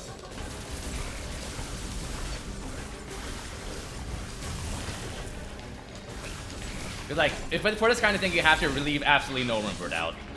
So like, in order to leave absolutely no room for doubt that you didn't do any weird shenanigans with triangle attack, you would have to completely ban ever mastering the Pegasus Knight class. Yeah, so you debatably did a glitch playthrough if you ever master Pegasus Knight. For example. Yeah, 3 houses is a bug fest. Like, I mean, yeah, sure, Pokemon Brilliant Diamond and Shining Pearl are broken as fuck, but at the very least, they got patches that actually fixed bugs. 3 houses did not. 3 houses did not. Just FYI. 3 houses, they fixed some bugs, but they also added more bugs. If you ever used the Reversal Gambit, you bugged the game, because they broke the Reversal Gambit on Wave 2 patch. It just doesn't work anymore, and they have never fixed it. Reversal Gambit hits 2 units in front of you, normally, and you're supposed to swap places with 1 unit. But typically, if you ever do that, you're not going to hit the 2 units in front of you. You'll instead hit the units 2 away from you and the unit 1 north of you. So even if you're using Reversal South, you'll still rattle the unit 1 north of you. Yeah, 3 houses is a fucking best of a spaghetti game. One can argue that just loading the game is a bug. Not even memeing, because if the game decompiled has a lot of Hyrule Warriors assets that you are technically using if you ever play the game. So that can argue, I mean, that's an extreme. I would not say that's a bug, but one can argue with that. Because when you play 3 houses, you are playing a Warriors game. It is literally the Warriors engine, which is why its performance is terrible. There's literally a map called like Hyrule Castle in the game's internal files. Would you say that's a feature? I don't know. They literally hid 10 gigabytes worth of Warriors data of 3 houses into a corner and unnamed all of them in an attempt to hide them. I wish I was memeing. I'm not. They literally tried to hide 10 gigabytes worth of Warriors data and assets to hide it from people. That's the kind of game we're talking about, and that's why it is the buggiest Switch game ever. 10 gigabytes. Almost 10 gigabytes. Decompiled, of course. But yeah. Okay, go, go, go, go, go, go, go, go, go, go. Okay. Go, go, go, go, go, go. Ah! Ah! Okay, we're good.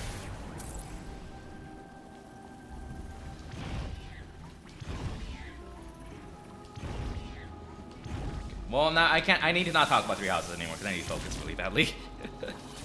Okay, down. Oh, I'm not gonna go for that. I didn't react properly. Okay. Oh, it was down there again. Okay. Nope. Nope.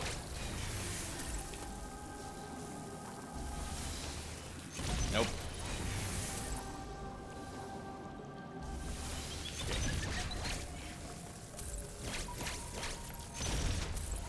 Okay, we're good. That's two down, 2 to go. The ice enemy is very scary because if you ever get into its radar, that's a hit. That's a hit because it freezes you. So it is by far the scariest enemy in the game for Damageless. People say, well, the wave one has to be scary because it sees you, right? Well, yeah, but it doesn't hit you when it sees you. It's not an automatic hit if it sees you. It'll shoot you, but that's not a hit. You can still dodge it. The ice enemy, if it sees you, that's a hit. No question, no argument. That's just a hit. You cannot do anything about it.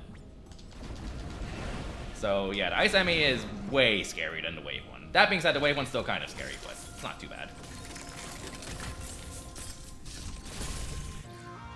Okay.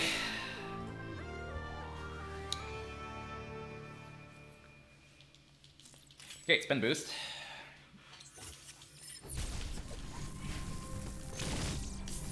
Oh yeah, the Warriors games are notorious. I mean, I'm not gonna say they're bad games. A lot of people really like them for what they are, which is kind of just mindless killing stuff, which is fair. They're not my kind of taste, but that's fair. But I think everyone will agree that the Hyrule Warriors games are... The engine for the Warriors games is not very good. It's a lag fest. It does not perform well at all. And they decided to use that as a base for 3 houses. Which is why 3 houses performance is terrible. Because you're making a really terrible engine that's not fit for a strategy game to fit a strategy game.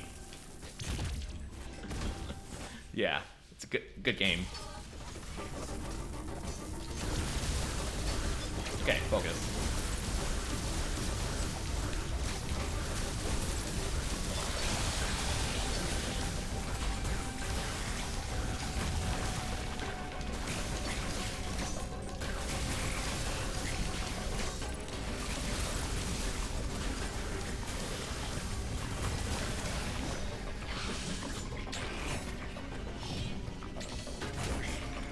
Yeah, it's all by the same company. So Fire Emblem Warriors is the same engine as Hyrule Warriors, and Fire Emblem 3 Houses is off the same engine. For reasons.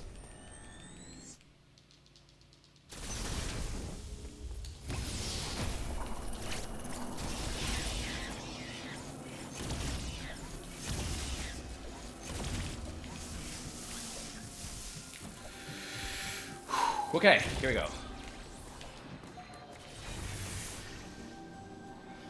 Excuse me, okay. I'm waiting for another specific enemy pattern. Okay, there. Go, go, go. Go, go, go, go, go, go, go, go. Don't flash shift here. Otherwise I'll bump into those bugs. Okay, we're good. Okay. Fall down. Dead. It can't go into water, so falling into water is a safe way to dodge that without having to rely on the counter.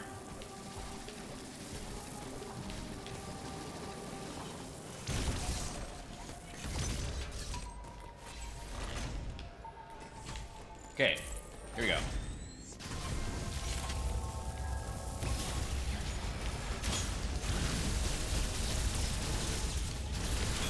Oh my, oh damn it, damn it, damn it, damn it. Fuck. Run's dead, run's dead. Yeah, the run just died. Oh, I need to practice that.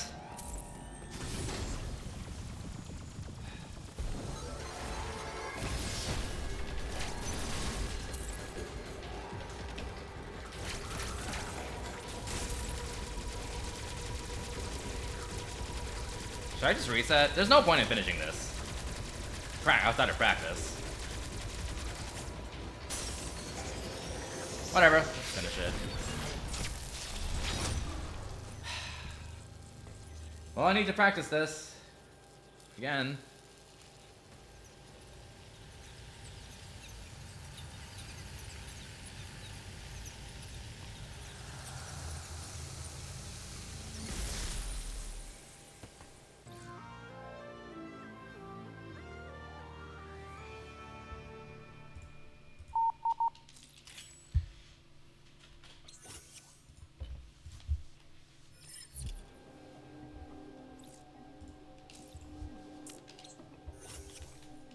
Okay, I'm starting over. I'm not considering that.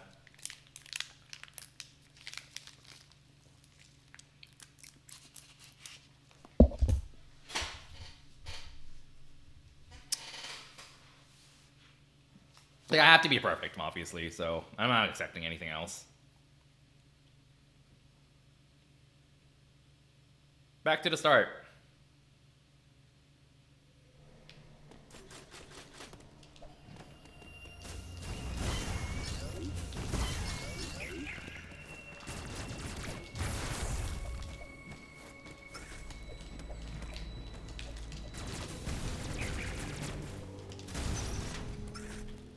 So I want that I this, but you make their one.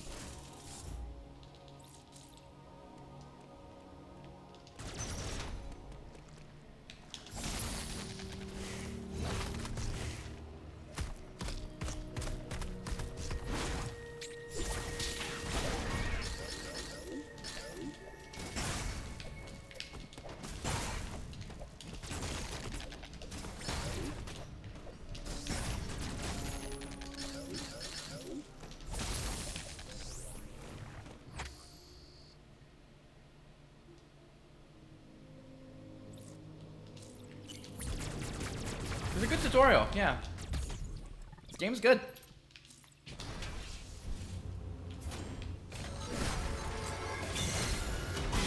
Oh yeah, I also had someone ask, would getting caught by an enemy count? You can't dodge that. Well, without glitches, obviously. So, and I don't like making exceptions if possible. So like, personally, I would just allow getting hit because you're not taking damage. Anyways, and you have to get caught there anyways.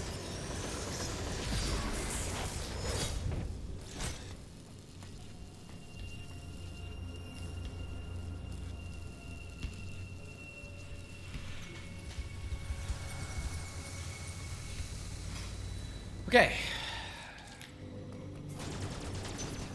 Open that. Oh, I thought it was in an aberrant for whatever reason.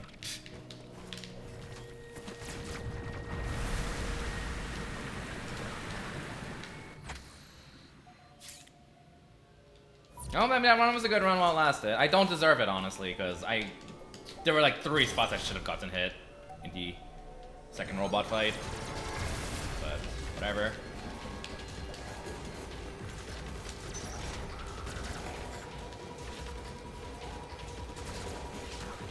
I am DCR. I am JR. No! I am JRP. Yes.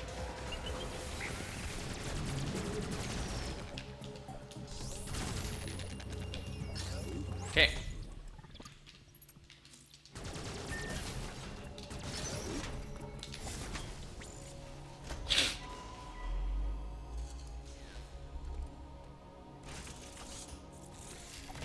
Uploading data.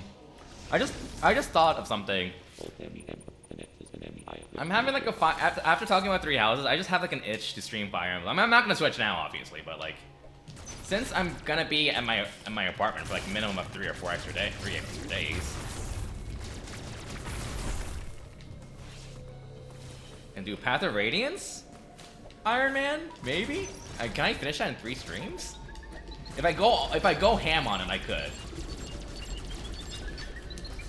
I don't want to do a sacred. I don't want to do a Sacred Stones one because I strongly prefer playing on console, and I let my Game Boy Advance play do nukes, which is fine. Like it was just fine. I have a lot of other stuff I can play with, so that's fine. And I can just play Path of Radiant and then Radiant Dawn. That would be exciting. It is a chill. I mean, like, yeah, it's an easy game, but that doesn't mean it's gonna be an easy Iron Man. It's also just, and like, also, the fun is, I just love the characters in that game a lot, and it'll give me an opportunity to try stuff out, you know? Yeah, FAA is probably kind of chill. Well, I mean, less chill if we don't grind, which I'm probably not gonna grind. Like, tower grind, I should say. I will grind, but I'm not gonna tower grind. It's definitely more relaxed, yeah. But now if I play a Maniac mode, which I won't, that will also be a very relaxed Iron Man for all the wrong reasons. All of the wrong reasons. Yeah. I played Maniac mode once. I actually streamed it, I think, or a lot of it. Don't play it. If you like Path of Radiance, don't play Maniac mode, please. Please don't. There is a very good reason they cut it out from the Western version. Very good reason. It is... I've done 1 playthrough of it. That is 1 more than I care to try. I mean, there are some parts that I actually got kind of legitimately fun, but...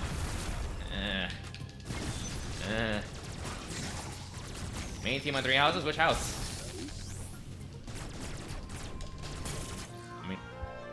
I think you mentioned you kind of want to try maddening at some point yesterday at Dave's stream, I think.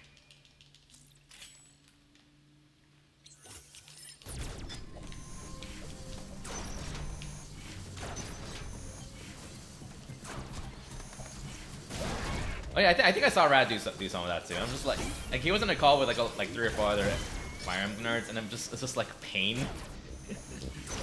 Got to Lance Rune. Ah, okay. Oh yeah, that map is. I would give you advice and tell you to try to push for a recruiting Catherine, because she just makes that map so much easier. She is the closest thing to a Jagan in that game, maddening. She is the closest thing to a Jagan you get. But it might be too late for me to give that advice. You're already on that map. She's just stupid good, because like Swordmaster bases that early on are ridiculous, and her personal skill also gives her, I think, 5 defense? 5 resistance without a battalion, which is ridiculous, I think. Might be 3. I don't remember off the top of my head.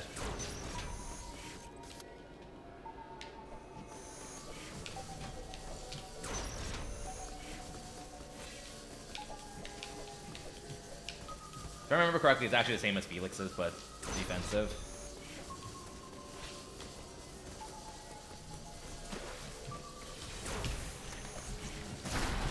Lowest level you can get Catherine. You need to be level 15 to recruit her, but if you have a C support, you need to be level 12. If you have a C plus support, you can be level 10, I think, which are absolutely doable. But that's also why I say like a Police Device might be a little late, because you need to like kind of actually get a support with her to get that, make that realistic.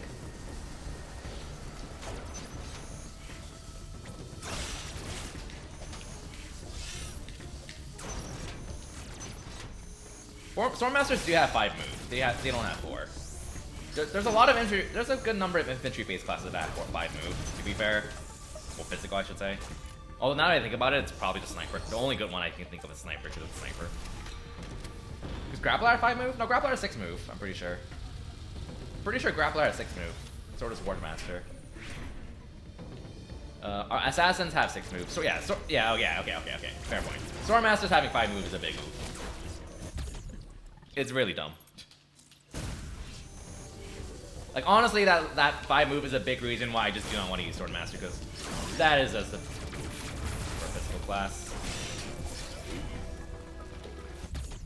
Unless you're a sniper, but you're a sniper, so yeah, they're good. What's her level? If you recruit her at chapter 5, that's gonna be level 9. I think. The formula is your chapter number minus 1 times 2, basically, plus 1. So she gains 8. You basically get 2 auto levels per map, roughly. So if you recruit her in chapter 5, then she should be level 9. I could be remembering it wrong. It might be 11, but I'm pretty sure it's level 9.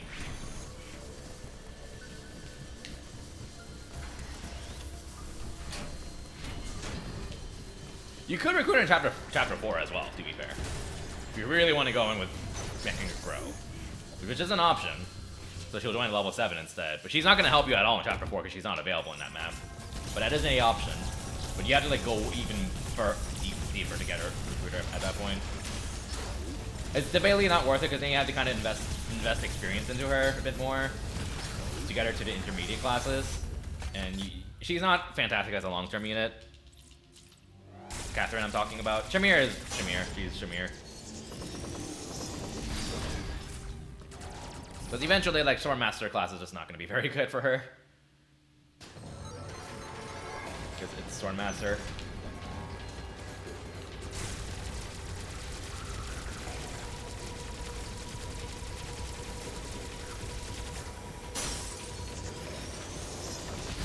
I think a lot of people will agree that Shamir is probably top 5 units in the game, gameplay-wise. Like, not even memeing. She's just so good. If she joined in chapter... If she was available in chapter 5... She would just even be better because she can just kill Miklon from 4 range. I think everyone would get her in chapter 5. She would be so broken. You can skip half the map without warp with her because, you know, 4 range curve shot. Good meme. But no, she's not available in chapter 6, unfortunately. She's still very good though, but yeah.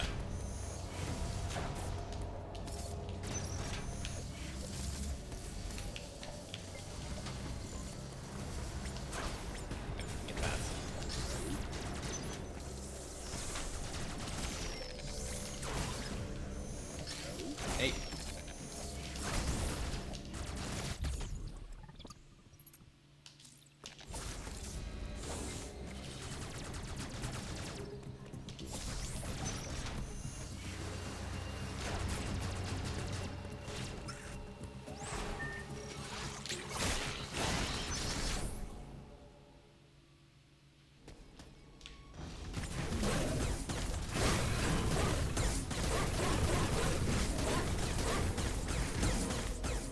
I'm not going for that.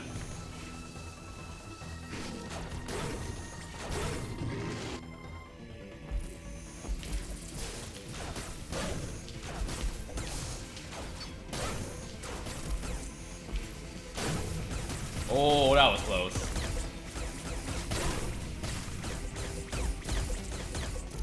And like pretty much all my missiles missed it. That was pretty bad.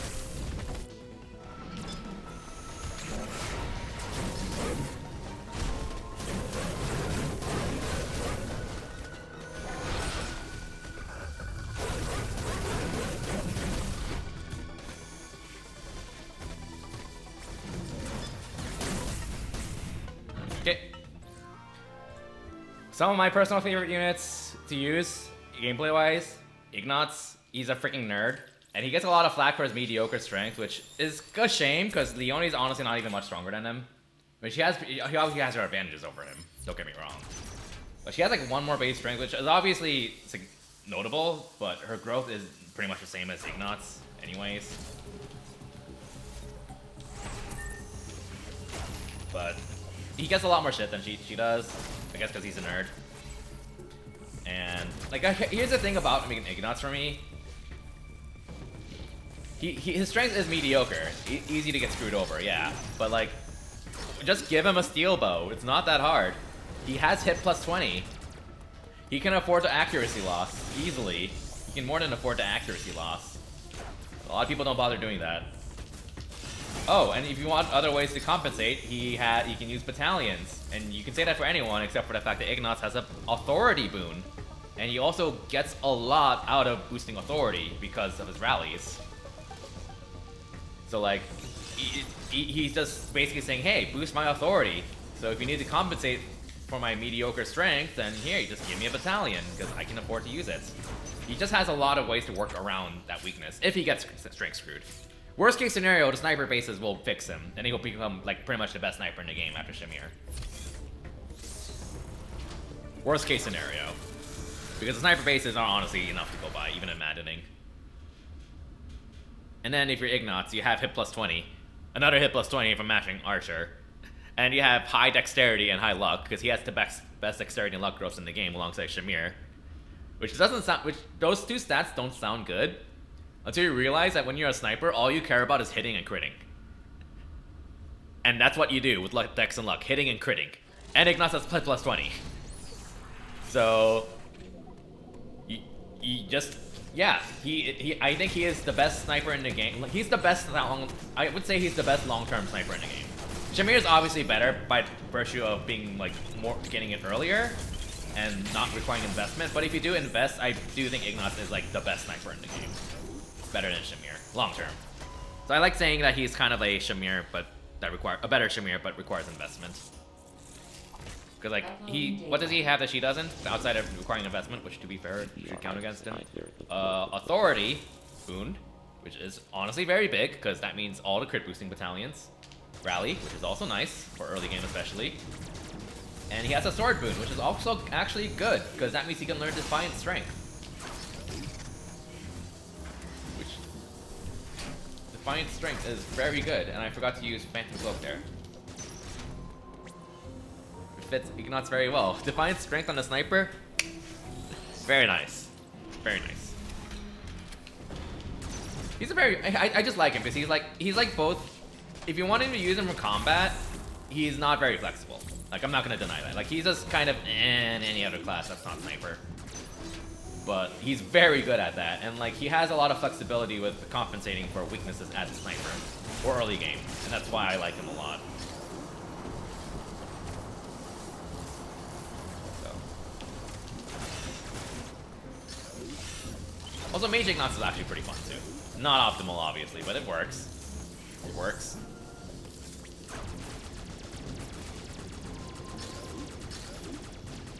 Yeah, Bow Knight's good on easier difficulties for sure. Because, like, obviously, if you're on normal or hard, especially normal, you have the stats to just kill everything as a Bow Knight. But obviously, that's, like, not the case at all in maddening, because good luck killing stuff unless you have, like, point blank volley. In that case, Sniper is actually kind of a better class than Bow Knight. Usually. Because that's the issue with Bow Knight in maddening. You just have a lot of issues killing unless you have other tools.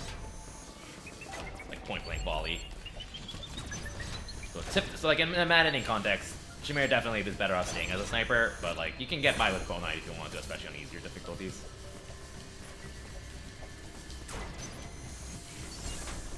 Yeah, Leone, Sorel both make very good Bow Knights. Just like permanent Bow Knights, I should say, because of point blank volley. Bernie, debatably. Probably because she can still vengeance stuff. And she has range with Encloser, I think, which is good, but... Probably like the best Bow Knight, best units for the Bow Knight option, I'd say. obviously, if you want to just make like Felix a Bow Knight for fun, be my guest. You can only do. This is more of a slightly more objective kind of thing I'm talking about, which is better and worse is worse. But you can actually use it something worse and be fine, which is fine. I'm the kind of person who says lethality is one of the worst skills in the game. It is one of the worst skills in the game. I will absolutely use it. I'll teach everyone lethality everywhere. It's bad, but it's also fun as fuck.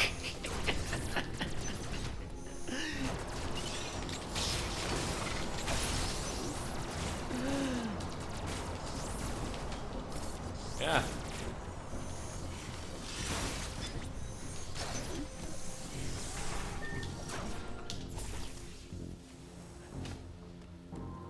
Yeah, like Assassin's kind of a really niche, not very good class. I think like, so when you master the Assassin class, you learn something called, I think, Assassinate, which is basically like a chance to kill an enemy automatically.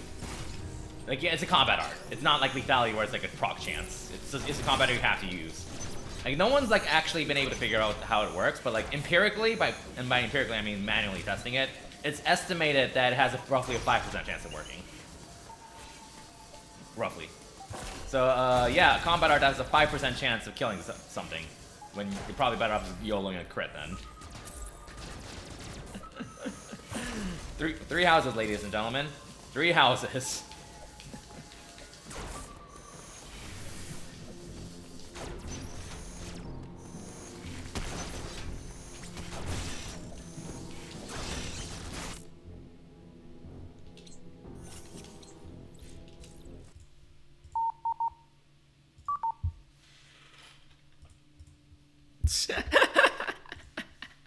Whoops. You know what happens. Didn't even get to the flamethrower part.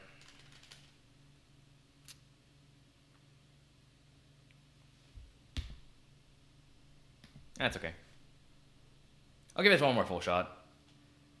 That was just a very awkward hit I just took. Whoopsies. Hey, Dave. Good seeing you. We were just talking about 3 houses. And I just took a hit. RIP. But, you know, it happens. Merry Christmas to you, and hope you're having a good day. Okay. So, you backside one that I this will show you their one.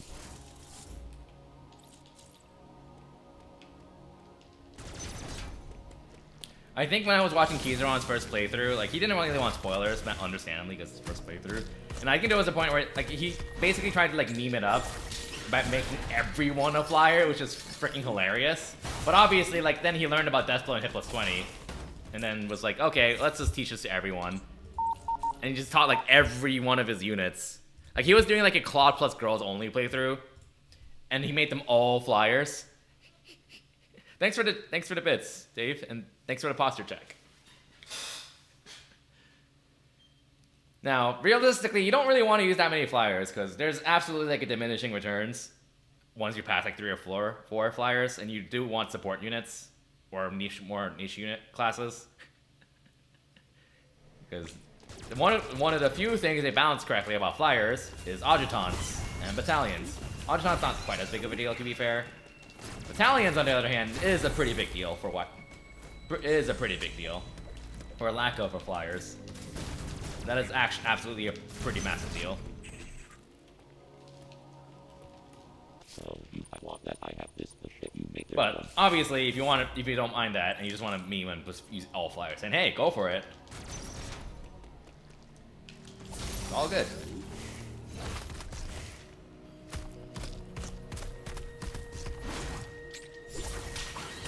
I kind of want to do like a... Someday I kind of want to just like do like an all snipers grapplers playthrough, because just spamming Fierce Iron Fist and Hunter's Volley just sounds really fun. Although it'd probably get repetitive eventually, but that's okay. Just have all these units delete enemy units, stride, and then just delete everything with Hunter's Volley and Fierce Iron Fist. Ah.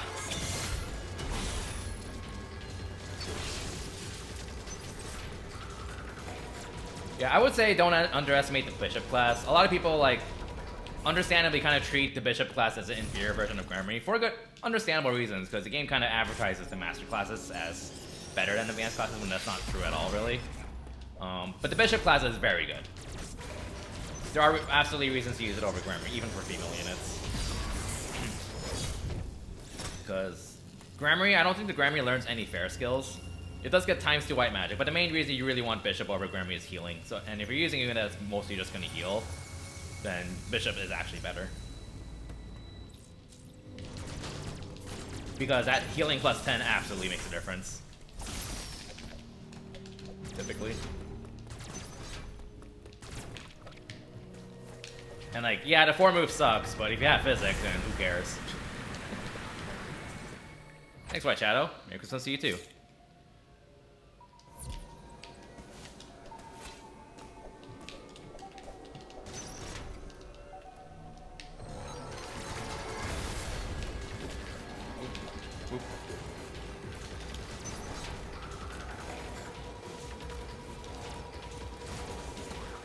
I am DCR.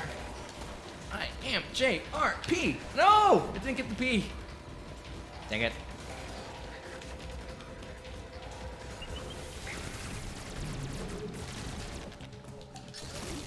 Nope.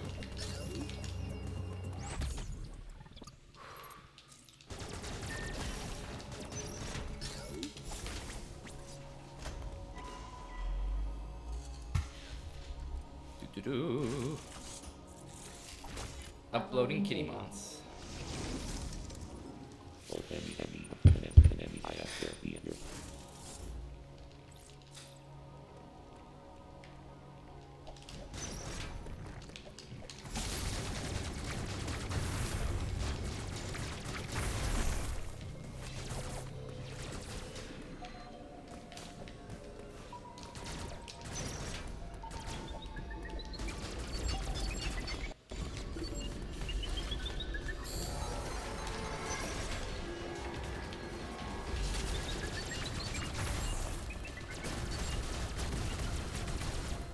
Meow, meow, meow.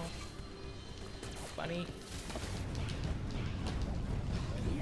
Oh, Dave, if you're still here, I'm considering doing a Path of Rain's Iron Man for the next 2 or 3 days. Because, I mean, I have the days. I'm not going to my parents for until probably Wednesday at the earliest. Assuming I test negative. So that'll be fun. Path of Rain is an rain among. Oh, why? Yeah, I saw that. Are among my favorite violins, honestly. So, that'll be pretty fun.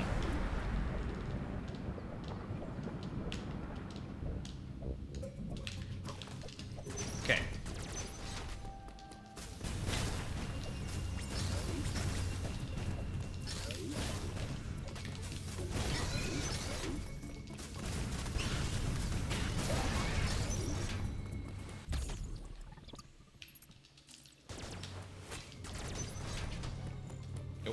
I don't know why I did that.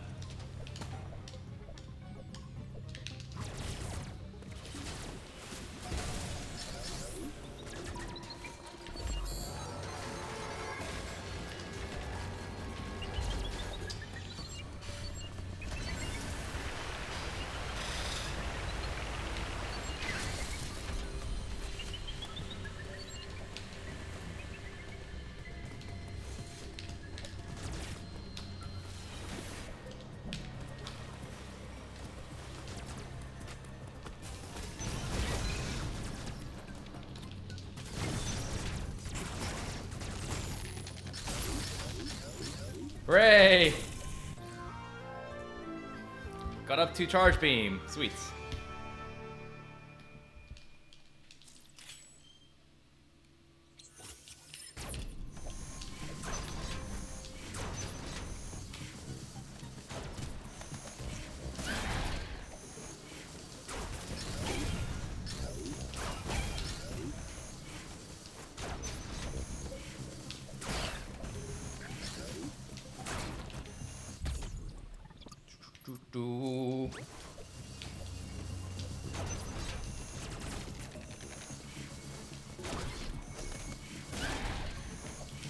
I will say, a a lot of people kind of have this misconception that the Thyrsus and all the relics can only be used by the corresponding crest user. I'm not saying anyone.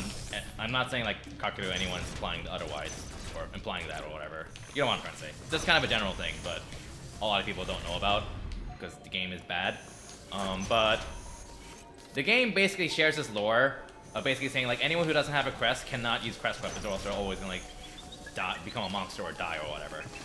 And also can only be used. The game pretty much implies that relics can only be used by units with matching crest, which is literally wrong. The game lies to you. Anyone can use a crest weapon, period. If you don't have any crest, you will take damage. But in a lot of cases, you don't really care about that, honestly. And if you do have a crest, but not the matching crest, you can still use it. You just can't use the combat art associated with it, but you can still use it safely. So like the Thyrsus, this is why a lot of people like treat the Thyrsus as something that only Lysithea can use, which one is wrong because Lorenz can use it too, and actually benefits more from it. And two, any magic user can use it. Anyone. So if you're playing like Crimson Flower, you can get a lot of use out of the Thyrsus by trading it around. So you can have like Lysithea attack someone with the Thyrsus with +2 range, then have like Hubert move next to her and use the Thyrsus, trade the Thyrsus, and then use that to attack from like 4 range or 5 range as well. It's actually better on Hubert than Lysithea because Hubert actually has a 3 range spell, Lysithea does not. So Hubert can have 5 range, Lysithea can't. And then you can like move like Mnet next to Hubert and trade the Thyrsus and attack with her, and you can keep doing that. It's not an exclusive thing to only one unit. And anyone can use it. Mnet has a crest, even if it's not a matching crest, so she will not take damage from it. But Hubert will take damage from it, but that's okay. Like, that's typically okay. It's not a death sentence like the game makes it out to be.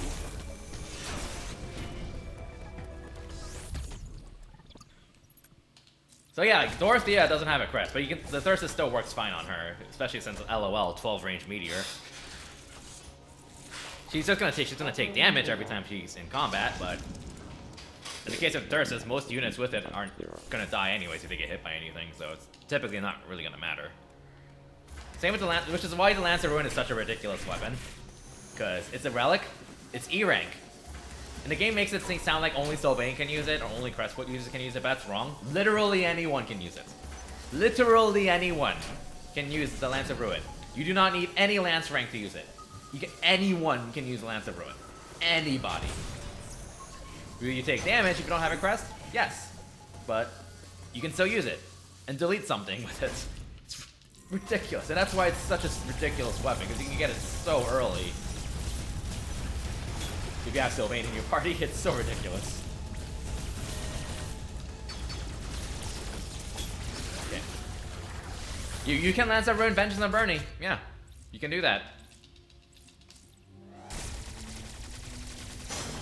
Like, the only limitation, the only thing Sylvain gets from using a Lance of Ruin compared to other crest users is being able to use Ruin Sky, which is a good combat art.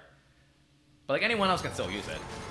And use the weapon not for its combat art, but because it's a 22 might weapon with 20 crit for whatever reason. Yeah? 22 might weapon as early as chapter 5? Yeah?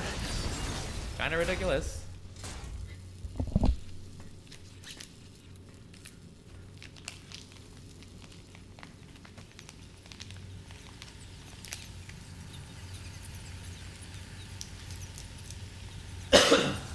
Yeah, lances are kind of worse than axes from if you like compare it to generic weapons, but like the lances also just get better weapons overall. Like Lance of Ruin and the Lewin, Ingrid's relic, are both fantastic weapons that lance users would love using. And you also the lances also just get better effective weaponry usually. So like both lances and axes and three houses are good. They're both good. I would say axes are kind of better, but lances can have certain situations where they're better as well, depending on what you need or what weapon you want to use, or if you want to use Swift Strikes. Lances also kind of have better combat arts than axes. So like axes are like better than lances if you are going by raw stats, but lances are better with the weapon selection and the combat arts. And then you have swords, which aren't yeah. 4 swords. 4 swords.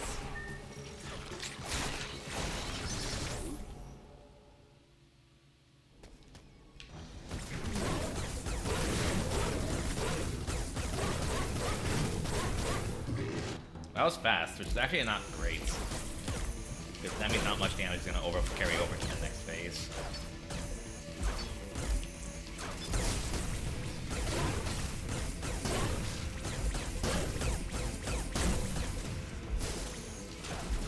Nice aim.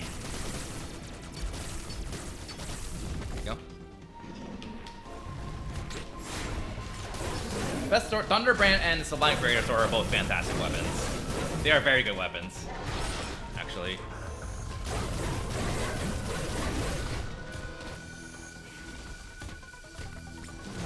Like, the Sword of the Creator is kind of a meme weapon because it's like, I think 7 might with like 9 weight, I think. But as a Sublime Creator Sword, I think has like 15 might, I think, and it has like 7 weight, which is relatively low. 1-2 range, 90 hit, 10 crit. It's a ridiculous weapon. It's very good. It's too bad you don't really have any good classes with it besides like maybe the Enlightened one. Well, any good Swordfarer classes, I should say. You can still get a lot out of. You actually, you actually are. If you use Wyvern with the Sword of the Creator, you actually are doing. I believe you're doing like 1 less damage in like Swordmaster with Swordfarer. And remember, Wyvern Lord does not have Swordfarer. Swordmaster does, and Wyvern Lord's.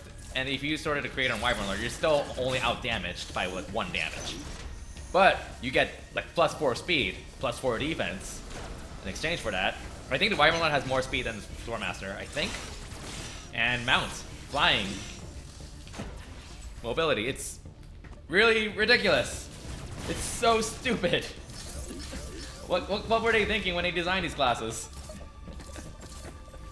Yeah, I don't think Swordmaster gives any strength. It might be like +1 strength. I don't remember.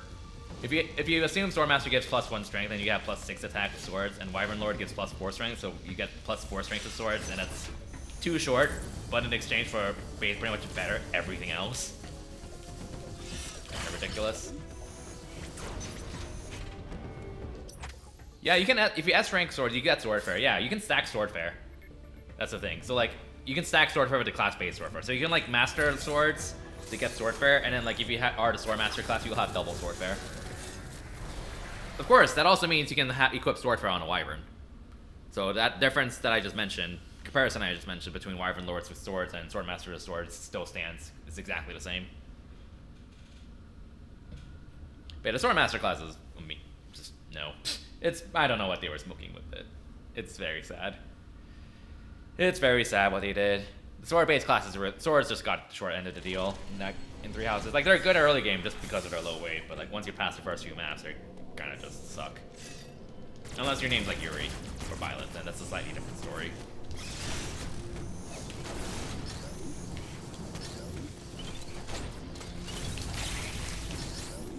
So okay, so if you want a comparison, okay, so if you assume sword prowess, if you compare swords, the silver sword and a silver axe, and if you assume maximum prowess, axes, silver axe has I think 5 less hit than silver sword, but has 4 more might. I think. It's like 4 or 5 more might with an exchange for like 5 hit.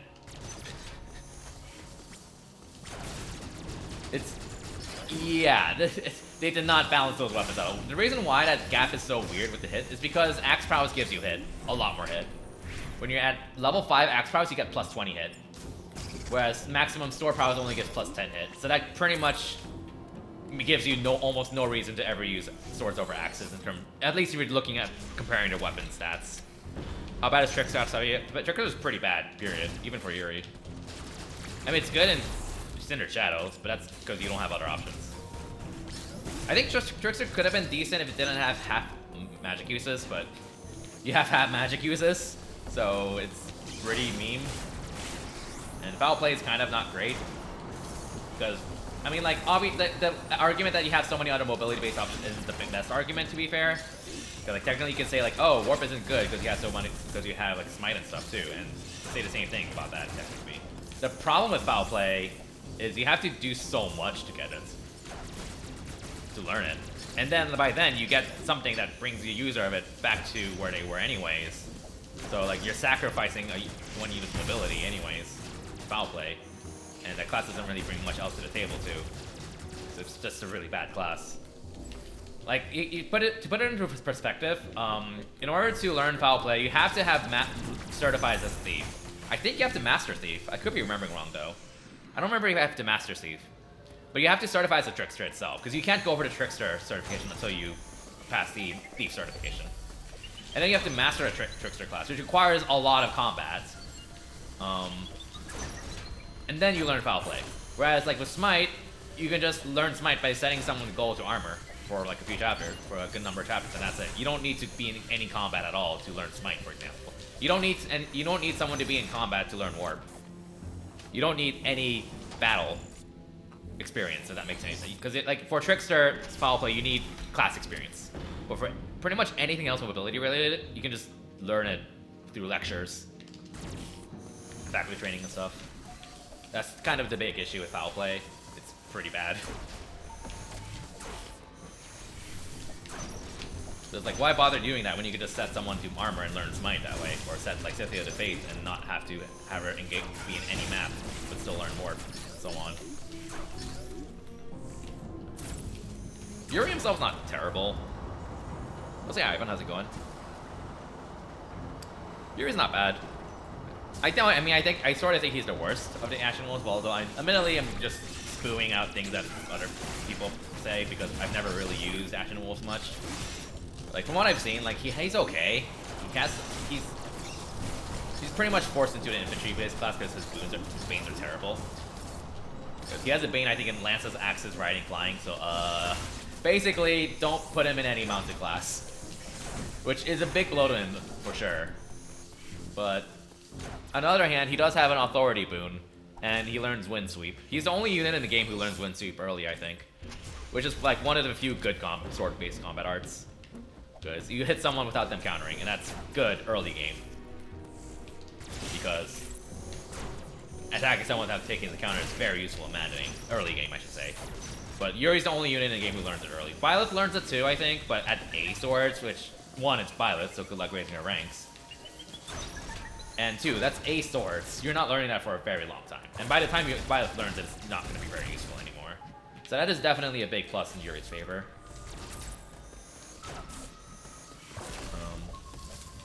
I think like those are his main selling points, like Authority Boon and Wind Sweep.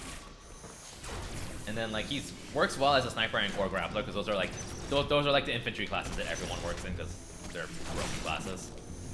And since Yuri never wants to be on the mount, you want to default to that anyways. And I think his personal skill gives him like extra attack if he's attacking alone but next to an enemy. So I think it's an attack buff. Could be remembering wrong. So like grappler works well on him because it complements spamming Fierce Iron Fist. So like he works as a sniper, but grappler is typically better for him because of that. To my understanding, I've never tried it myself though, so I'm ultimately just kind of spewing what people like Rank 4 have said, which I would agree with if I'm looking at it on paper. Thanks, Brandino. I'll need it. Uploading data. Heavy stance, you are faced with overwhelming power. Accept your helplessness.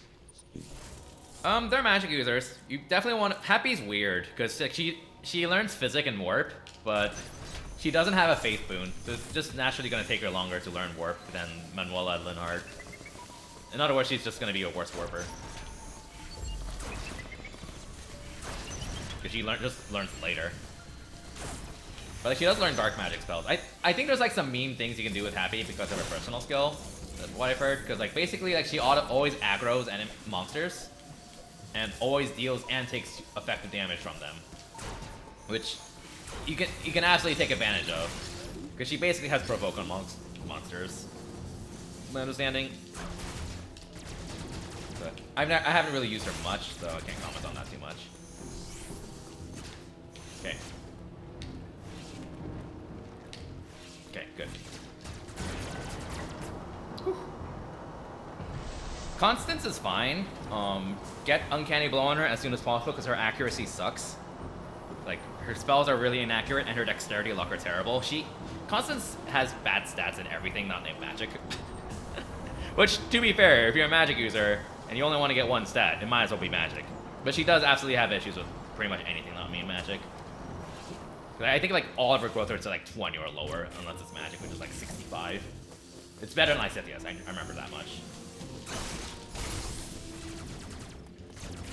But she will absolutely have pretty significant hit issues.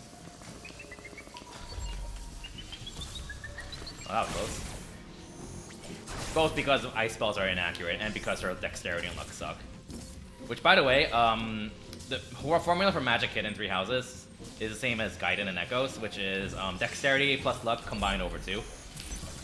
In other words, every 2 points of dexterity or luck gives you +1 Magic Hit. It's different from the physical formula. Does the game ever tell you? Nope. If you want a comparison's sake, physical hit is your dexterity stat. So, like, 1 dexterity gives you 1 hit with physical hits. Whereas with magic, it's basically like half of your dexterity and luck combined. Same with physical and magic avoid.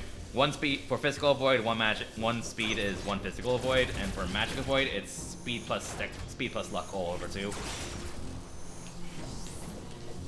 Again, does the game ever tell you this? Nope.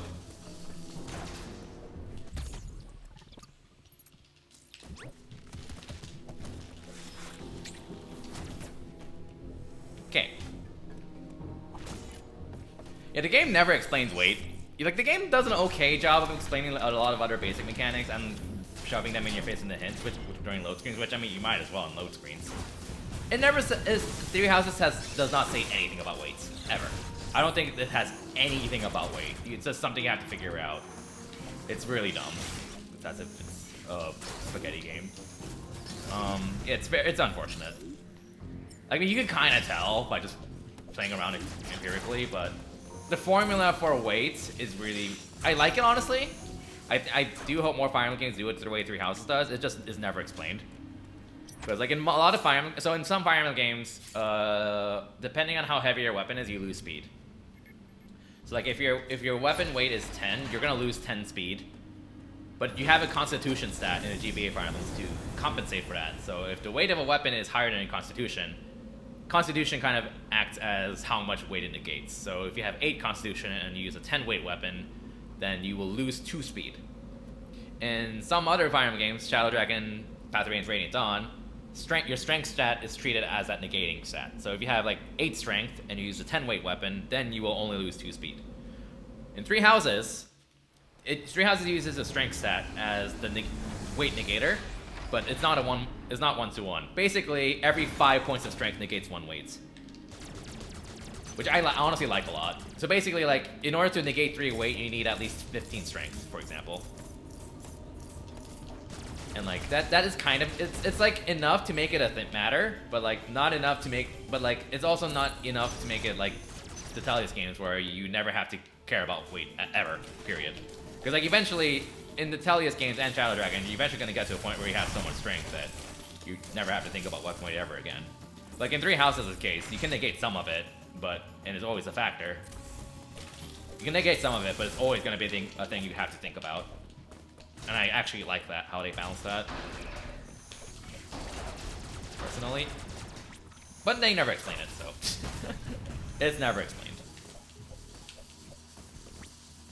It makes speedrun looking for nice. Benchmarks for speed are kind of annoying though in speedruns, because like when you're looking for like Edelgard's speed benchmark to quadruple the last boss in speedruns, for example, you have to take into account her weights, because she has weight -3, the Brave Axe is 14 weights, so she's ultimately gonna lose 11 speed. But if she has like 40 strength, then she loses 3 speed. But if she has 45 strength, then she only loses 2 speed. And you have to keep that in mind when you're speedrunning. In some cases, for speedrunning 3 Houses.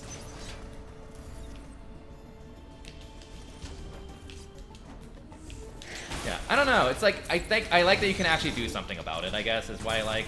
And it's not something you completely negate with how 3 Houses formula works.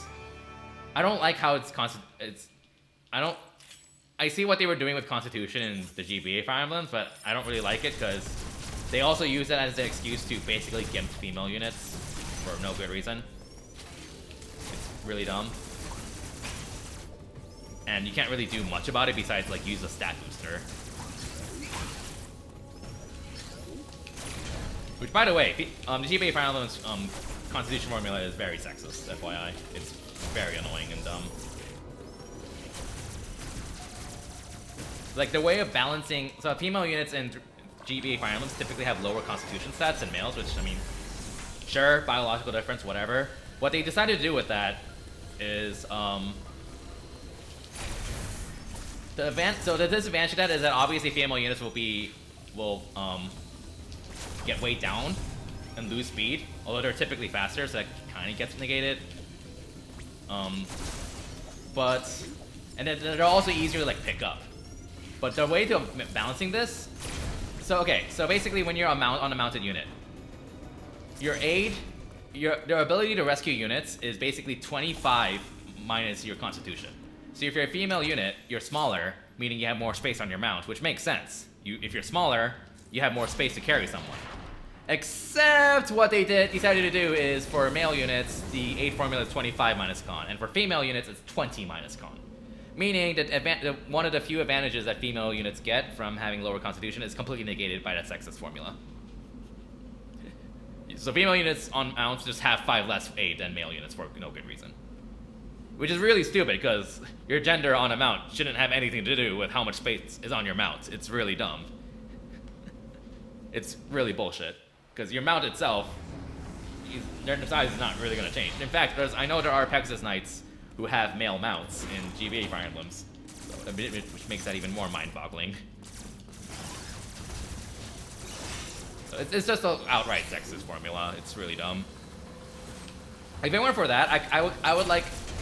I still wouldn't like the Constitution formula, but I can like see what they were trying to do. But that right there is just kind of a ha ha ha, fuck you, pure girl, kind of thing.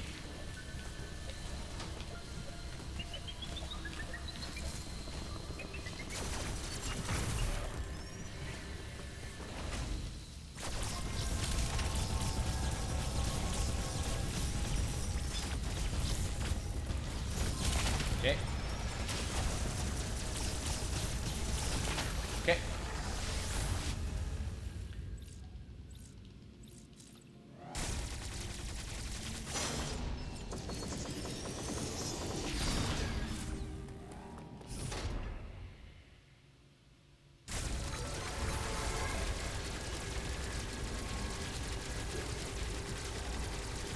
Also, I'm playing Dread, I forgot. Talking too much about Fire Emblem.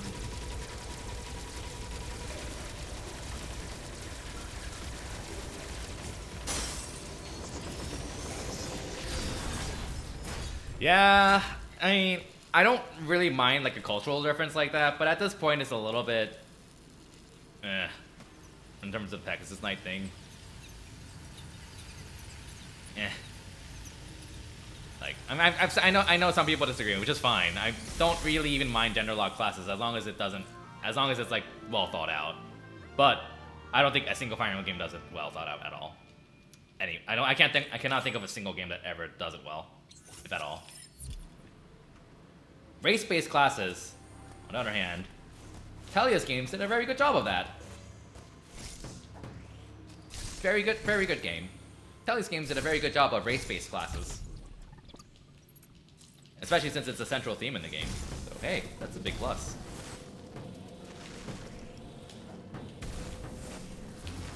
I think they could have done a bit more with that kind of thing in Three Houses, but no. They don't even have any lore for why a class is gender locked. It's just kind of a haha, you're a girl, so you can't go Dark Mage. Haha, you're a guy, you can't fly on a Pegasus Knight. Haha, you're a guy, you're completely screwed out of all the DLC options. Because we have 4 DLC classes, 2 of them are female only, and the two really bad ones are not gender locked. So you get pretty much nothing out of this if you're a male.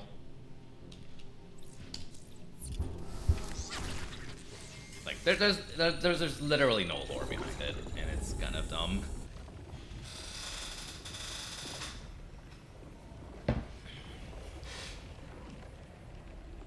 But I don't mind like having like differences in gameplay as long as it's well thought out, if that makes any sense. Like in the case of Three Houses, like I sort of see it as like a personal skill kind of thing. Like if a character has like personal skills or options based off of their gender or race, I don't think that's necessarily a bad thing as long as it's well thought out and or balanced, which obviously it isn't. It obviously kind of isn't. So I don't because I think that kind of thing helps promote character distinctions, I guess, if that makes any sense. I don't think it's necessarily a bad thing for a character to have a gameplay difference based off of their biological difference. But I also get like the other side where like a lot of people just want to make anyone anything they want to, and like that's perfectly understandable. Yeah, you would just want to make Linhardt out of Grammar because it's funny, and that's perfectly understandable, really. So.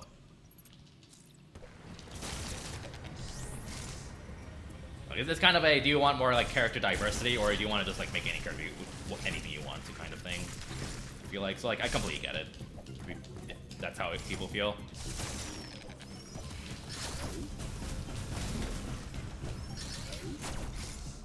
Because like if like having like personal skills and stuff like that is inherently more restrictive.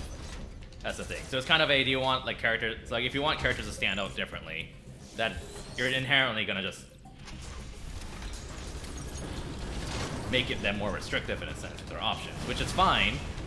So this is kind of a balancing factor, I guess. Like how restrictive do you want to be to make characters stand out, but the less restrictive you are, the more you let the player play around, but the less the characters stand out and the more samey they all are. I guess if that makes any sense. Easy.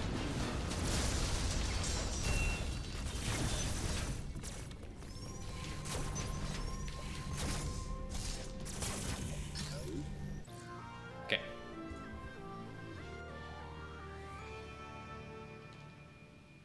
Still on a perfect record in this part.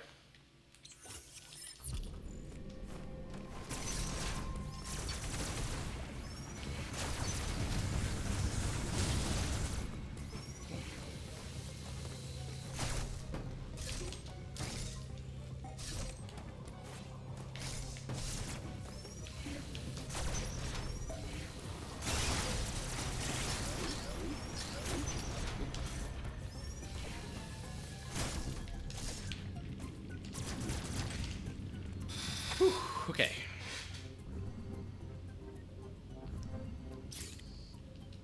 Great, coming up.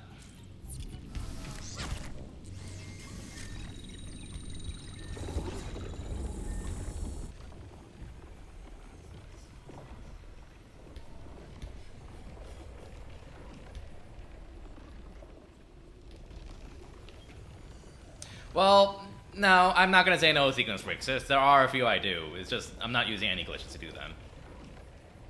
I'm not using pseudo waves or anything like that. These are all absolutely intended sequence breaks that I'm going to be doing. I'll be doing one soon. Whatever makes this easier without using any sort of glitches.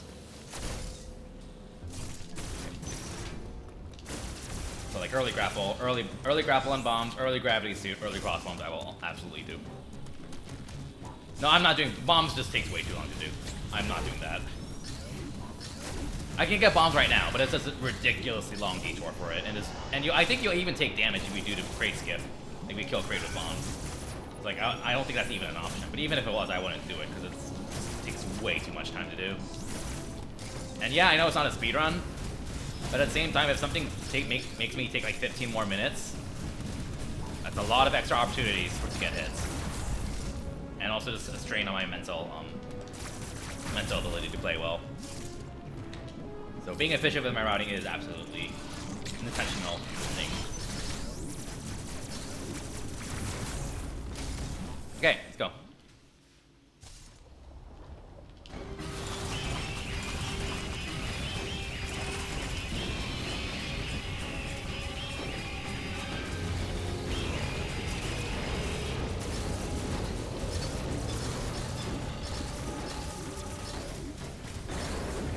Come on, stop doing this attack. I hate this. This attack is really scary. There's just a lot going on. Can't really get any good hits in either. This is a really slow fight. Okay, well I mean, I almost got hit by that, but we're good for now.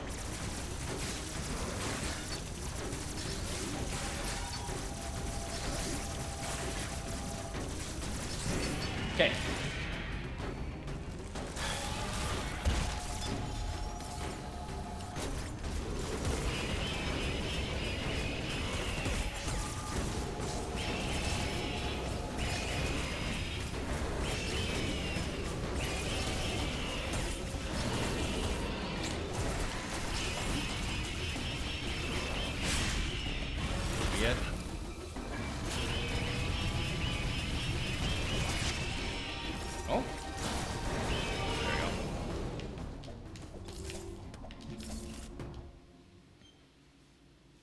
Great down.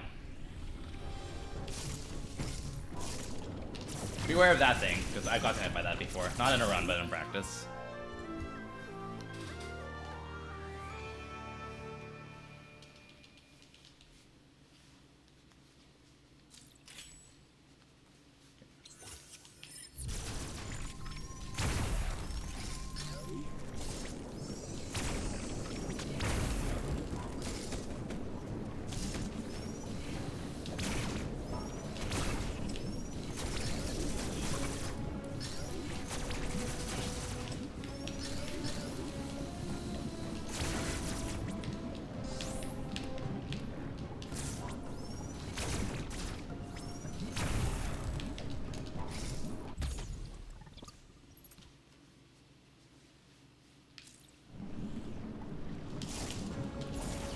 Okay.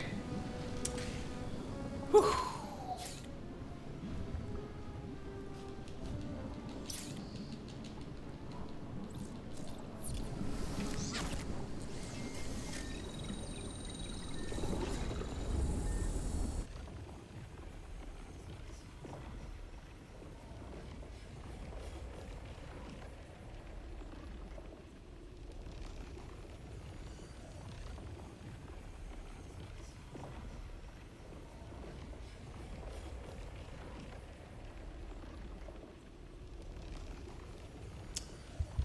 Time for early grapple.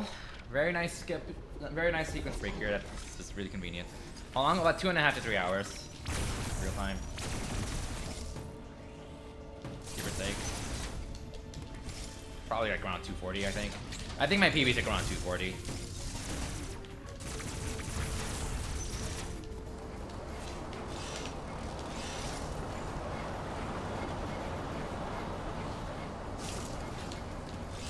Easy peasy.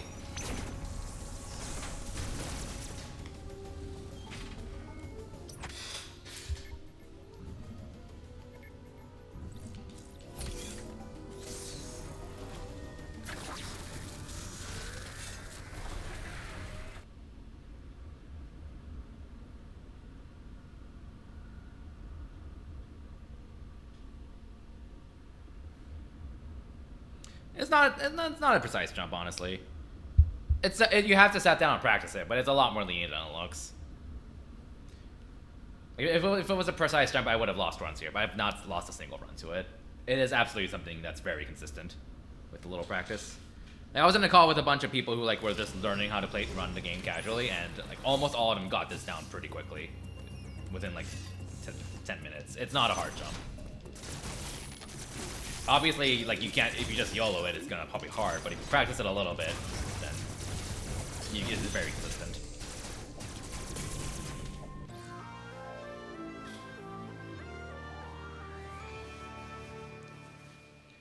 If it wasn't consistent, I wouldn't be doing it. I'll admit to being like better than your average gamer, but I'd also know that everyone I know who's tried, pretty much everyone I know who's tried it, it is a lot easier than it looks, as long as you like put in a few minutes to practice it. Hello.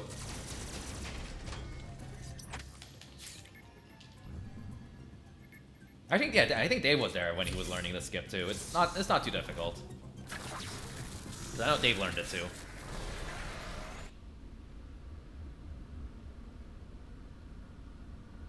Not really a skip, but you know what I mean.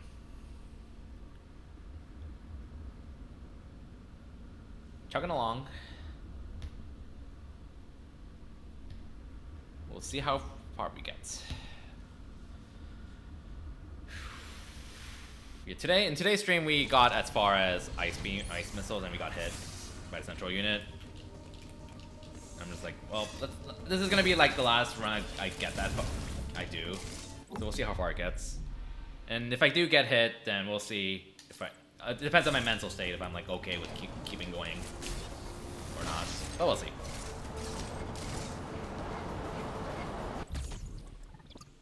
It's a very convenient one. Like, it's also very clearly intended. Like, everything here is just spaced out too perfectly for it to not be intended. Oh, whoops, I did not mean to do that.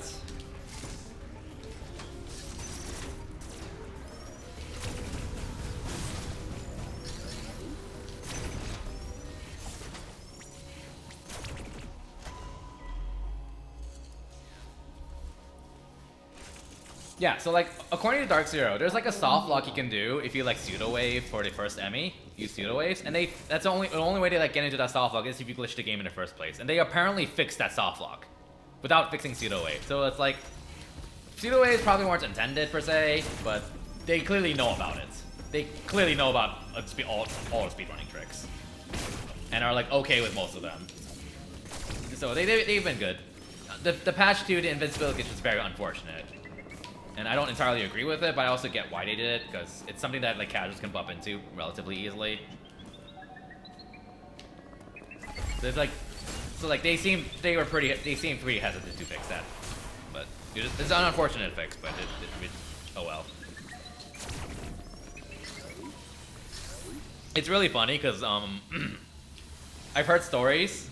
Now, I haven't seen this myself, but I've heard a lot of stories about a lot of like less skilled speedrunners, for lack of a better word, wanted a lot of these tricks to be patched because they're too difficult, so they wanted people to be on the same even playing field, which honestly I think is stupid, because if you learn the trick, you should be rewarded for it. I don't know why I'm going this way. But yeah, they were like, I hope this trick gets patched because it's really difficult and ruins speedrunning. And then the one time a trick actually got patched, it's because it was too easy. The one trick they left in was patched because it was too easy. So the irony in that is just honestly kind of hilarious. Sad and hilarious.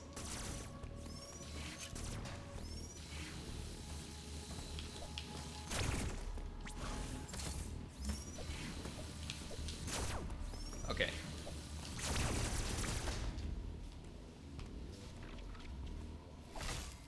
Yeah, like if it wasn't so relatively easy to do the invulnerability glitch, then they probably would have. I don't know. I'm just relaying what I've heard from multiple people overall. Obviously, a lot of people complain about shiny scene clips, but I also heard just general complaints being like, I really hope this new trick or route is. I really hope this new route is patched or whatever. Things like that. To be fair, heck that early cloak pseudo. Yeah, fair enough. I've tried it before. It sucks. It does suck. I'm never gonna ask for it to be patched, though. If someone can do it consistently, and I can't, then all the power to them. They deserve that time save. They absolutely deserve that time save. If they can do something that's annoying and obnoxious, or are willing to grind runs for it, then they deserve that time save.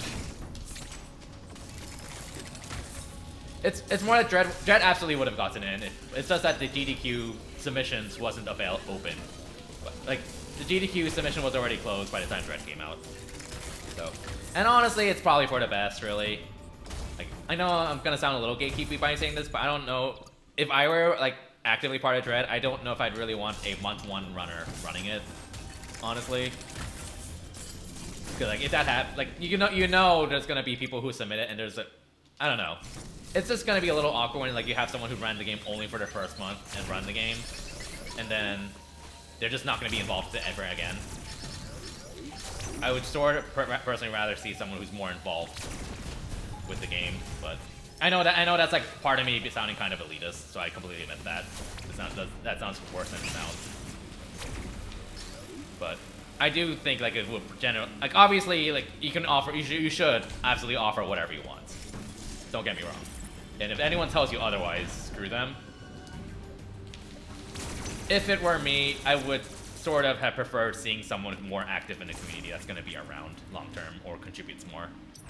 But, eh.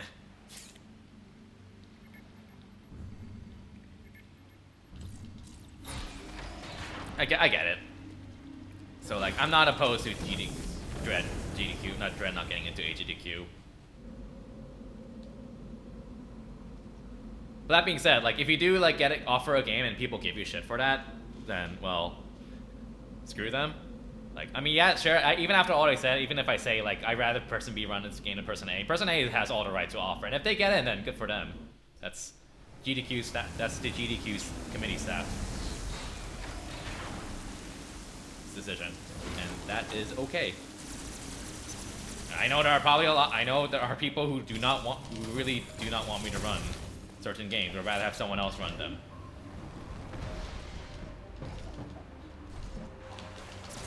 I've seen people complain about me being a Fire Emblem runner for GDQs.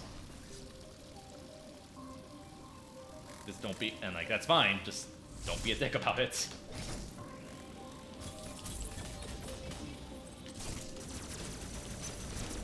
Okay.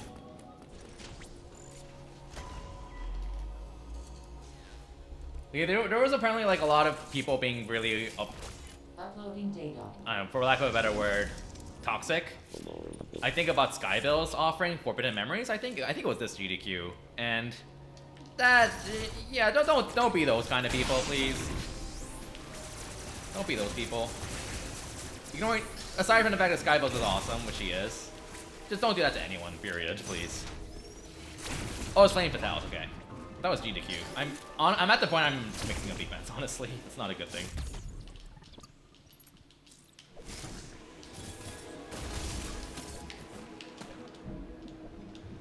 Okay.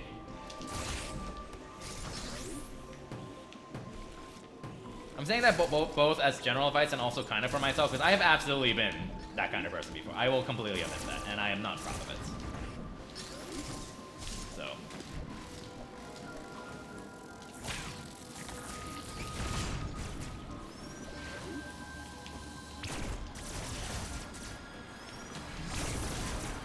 Okay.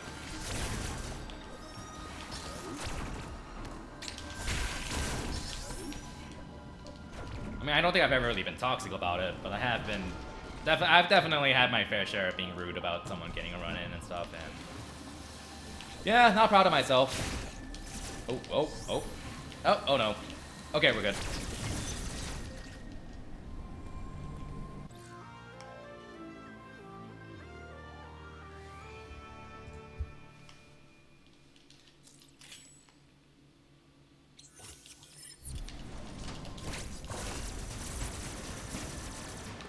Like, I'll generally admit, like if someone runs a game for like a who like isn't around in the community, then I'll admit that's kind of a little weird. I'm not gonna lie, but like I'm also not gonna say that it's not within their right to run it, or not within their right to run it, not within their right to offer it. Especially since like there are definitely a good number of communities that are not friendly, and I get that there are communities where people don't really want to be associated with them. Case by case thing, I suppose.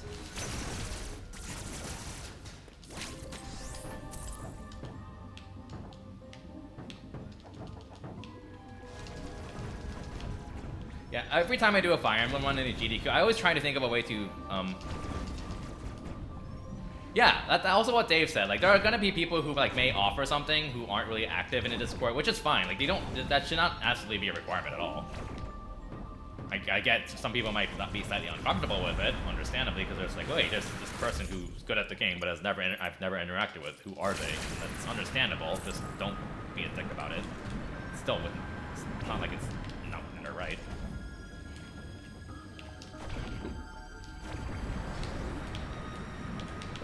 Okay.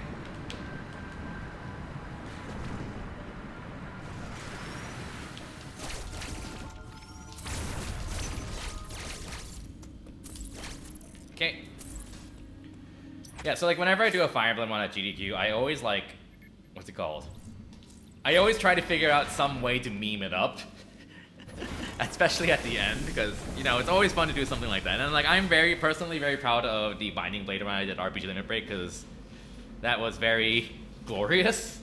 I memed up a really dumb meme for the last boss, which made me go overestimate by like a minute, but whatever. And I didn't tell my couch about it, besides S-Grunt. I only told S-Grunt so he can prepare a pun. So everyone on the couch was like, what the fuck?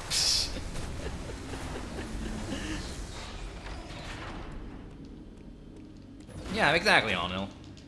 And I also want to like reiterate that point, because I like, after I just talked about like, oh, I don't know if I'd rather have someone who runs a game who's only been around for month 1 of Dread. Because like, I just like 10 minutes ago I was just talking about how like, if Dread ever got in, I sort of would rather not have like a month 1 runner run it, which I still have that opinion, but I also want to make it clear that like, I'm not saying that people should not have the right to do that.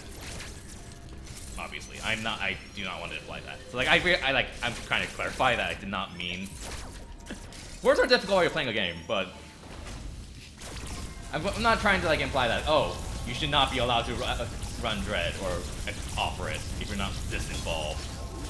I think it's a plus, but it should absolutely not be a requirement.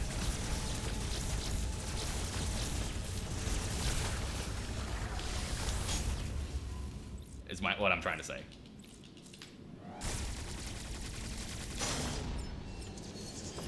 So, yeah. Yeah, end the line. If a game gets in, support them. Even if it's not a runner you're too particularly fond of. And there are absolutely people that I'm not fond of, but that's okay. That's just life.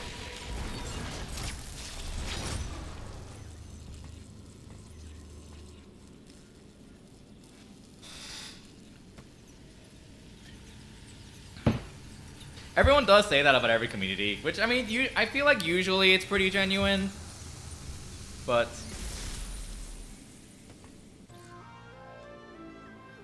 I know a few runners who like didn't really want to offer a game, but they kind of don't want to run it because even if they don't directly like support the community, by showcasing a game you kind of do.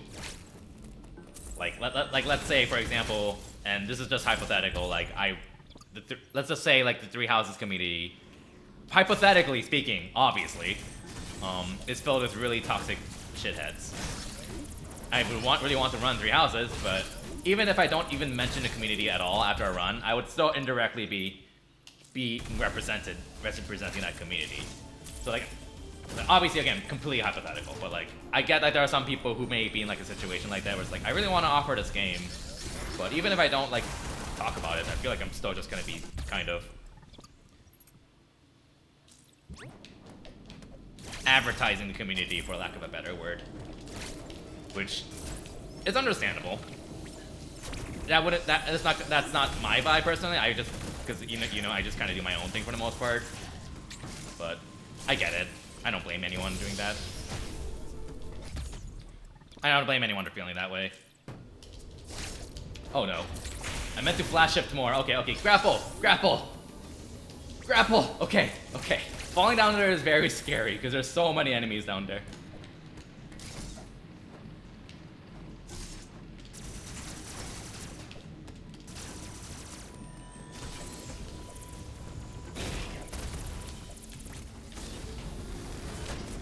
I know a few people have had like opinions about stuff in Hollow Knight, but I've never really heard about any like toxic behavior. But that being said, I'm not really engaged with it either, so I could just be very wrong or ignorant about it.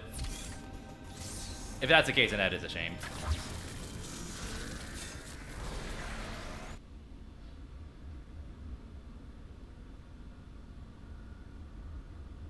But yeah, I'm not trying to get in the habit of like, I guess like whenever I talk about something like this, I want to like usually try to make it as clear as possible that like, because I know that sometimes people can like interpret what I say in a really negative or gatekeepy way, so like I usually try to like go back and just make sure what my intentions are with this kind of stuff. Especially since it's hard to clarify while you're playing the game and trying to not take damage. Oh yeah, did you know you can bomb jump these? Whee! See? Okay, see? Everything I said is fixed because I showcased that. Oh no. Okay, there we go. But yeah, like, talking about intentions is difficult, but bottom of the line, it's fine to have your preferences, just don't be a dick, basically. And I have absolutely been a dick before. I think everyone has. That's okay. Just learn from it. Alright. Ah! Okay.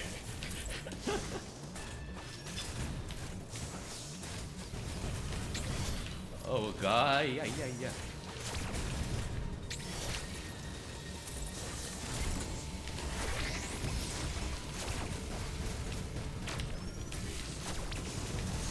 Okay. Whew.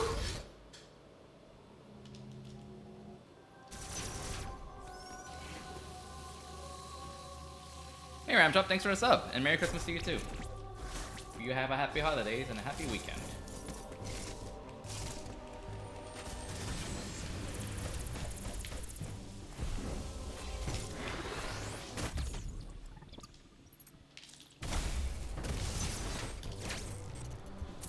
So her friend, he got past him.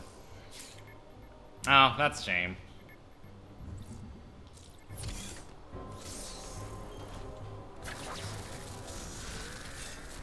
Yeah, usually whenever I talk about this kind of stuff, I usually admit if there's some sort of bias, personal bias with the two. Or bias perspective. Like, it's funny when, like, I mention, what's it called? Skyward Sword being really underrated and, like, a lot of people shitting on it. And then, like, I've seen some people in chat go, like, wait, it's the complete opposite for me, because everyone says it's really, really good. I'm like, well, different experiences, I guess. Same with, like, when I shit-talked Fire Emblem Blazing Sword on Twitter. Because I said, like, people, this game is really overrated and it's ridiculously flawed. And, like, a lot of Fire Emblem, online Fire Emblem names kind of went at me on it because they were like, no, people know it's flawed. People know, I think people shit on it too much. And I'm like, well, yeah, but that's your perspective from an online fan base, which is different from the general fan base. Because, like, the online fan base at this point of Fire Emblem kind of agree that Fire Emblem 7 is a garbage plot, and it's very flawed, but, like, if you have people who aren't part of that fan base, then that's the fan base I'm talking about when I say I think it's very underrated. I mean, when I think it's overrated, because people outside of the fan base absolutely overrated in my experience. My point is, we have different perspectives on this kind of that kind of thing. Heck, get up there. Okay. Yeah, this is on the hard mode, because why not? Doesn't really matter, because, you know, if it matters, then I played very badly. And the run would not deserve to survive. I'll say that. Oh yeah, happy holidays to you too, Overkill.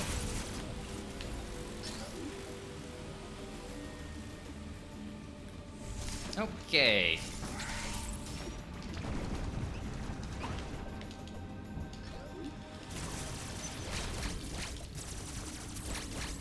Happy Honda days to you.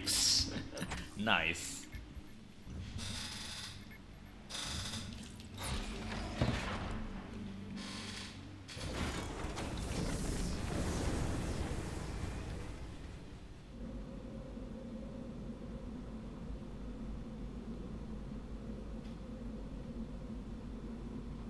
We shall see where this run goes.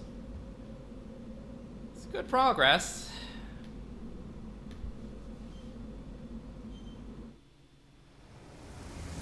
More of a Toyota-thon guy. I don't. My family's Korean, and all of the Honda stereotypes kind of apply to us. So I drive a Honda.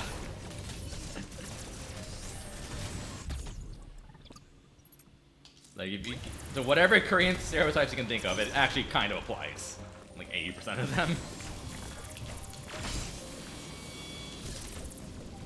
And I mean this in a respectful way, like, no, I don't know if respectful is the right word, but you know what I mean. Kind of, yeah, there kind of is. Oh. A lot of Koreans tend to like Hondas a lot.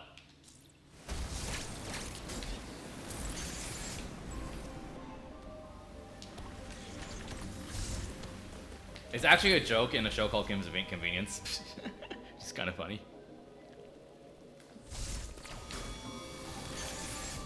No worries.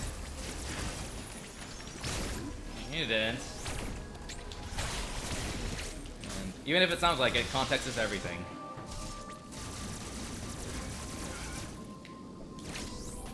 Okay.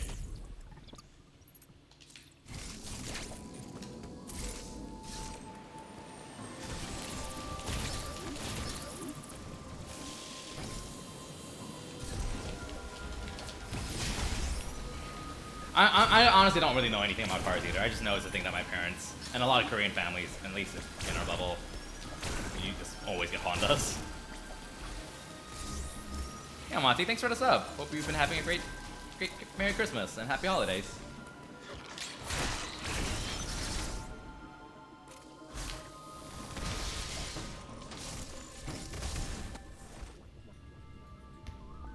Okay, let's go.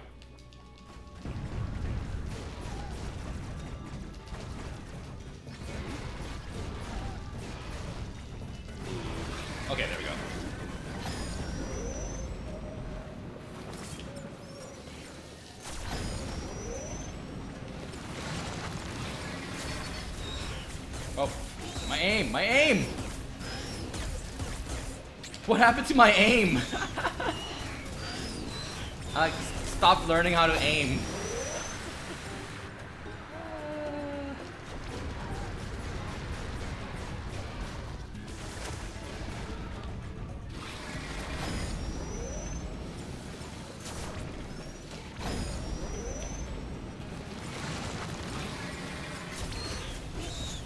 There we go.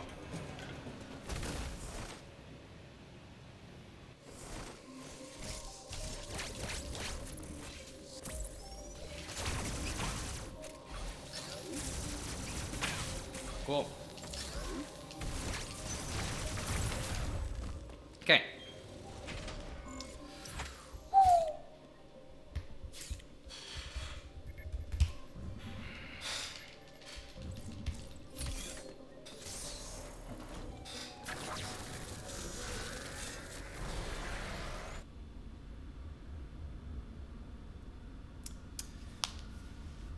Ugh. Ugh. God, I'm like actually getting slightly exhausted. I need to stay focused though. I need to stay focused. We're not even at the halfway point. Keep that in mind. Like this is around 2 hours 40-ish minutes. The halfway point is probably Ellen around. I'd say. I need to stay focused. Because this is a pretty long period of time I have to play Damageless for. F.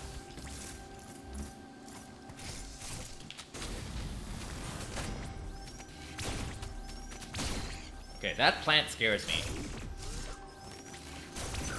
This fight also scares me.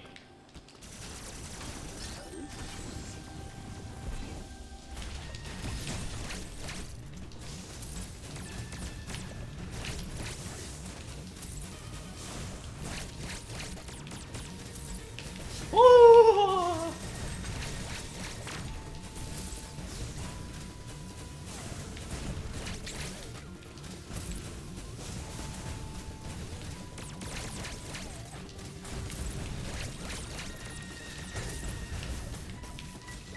Okay. Okay. Okay. Whew.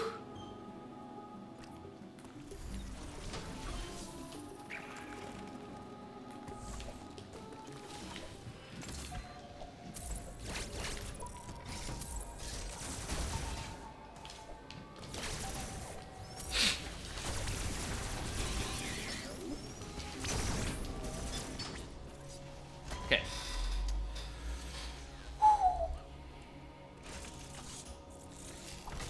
Uploading Kittymons. Samus, you want it. One thing still eludes me. Yeah, my perfect run eludes me.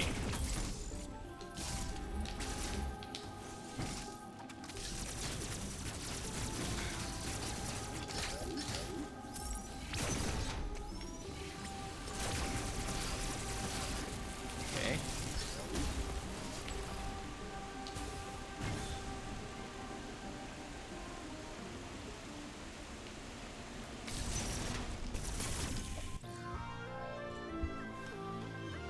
Thanks, Zach. I'll need it.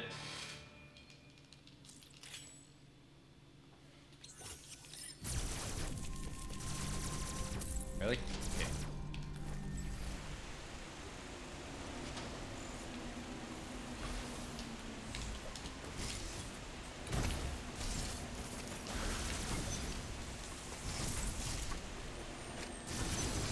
Okay, we're good.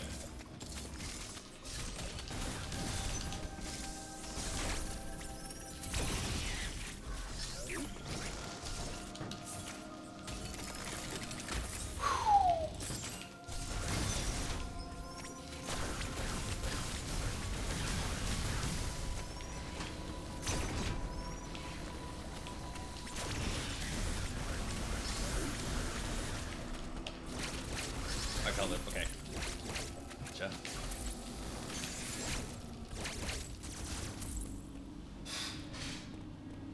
Water?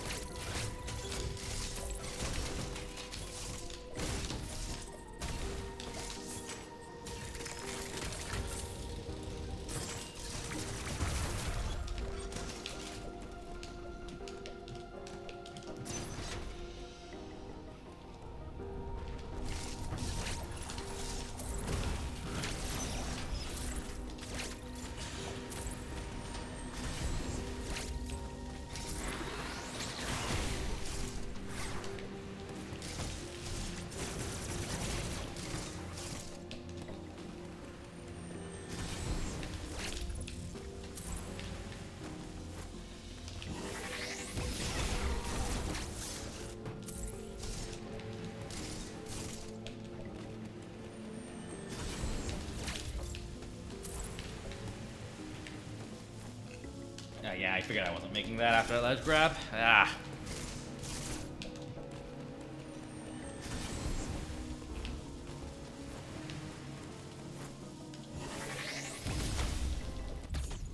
Okay.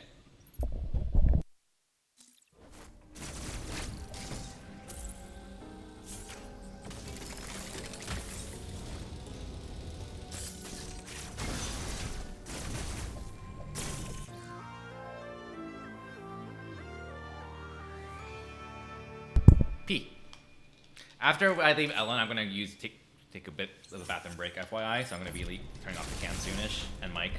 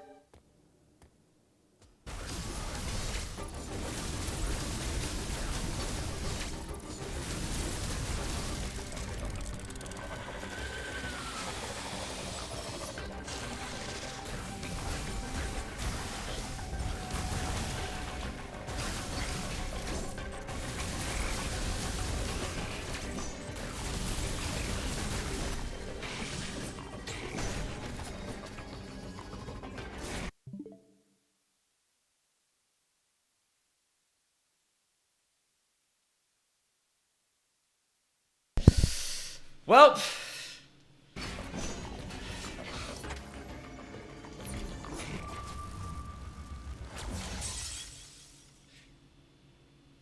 I just didn't press the button. I just did not press the X. I just did not press it. I thought I pressed it. But I just didn't press the button hard enough. Well, so much for that, unfortunately. But I think I'm slightly burned out after this from this. I don't think I'm going to be playing well if I keep going on stream, so yeah, that's going to be it for now. Thanks for watching, everyone. Hope you all have a great evening. Happy Christmas as well. And I'll go ahead and host someone who's doing something interesting, crowd control of Sonic Adventure 2 Battle. It's pretty cool too. So I'll go ahead and send you guys over there. Thanks for watching, though.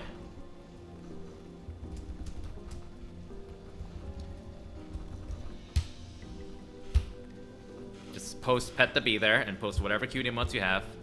And I'll see you all probably tomorrow. But yeah, have a good, happy holidays and Merry Christmas.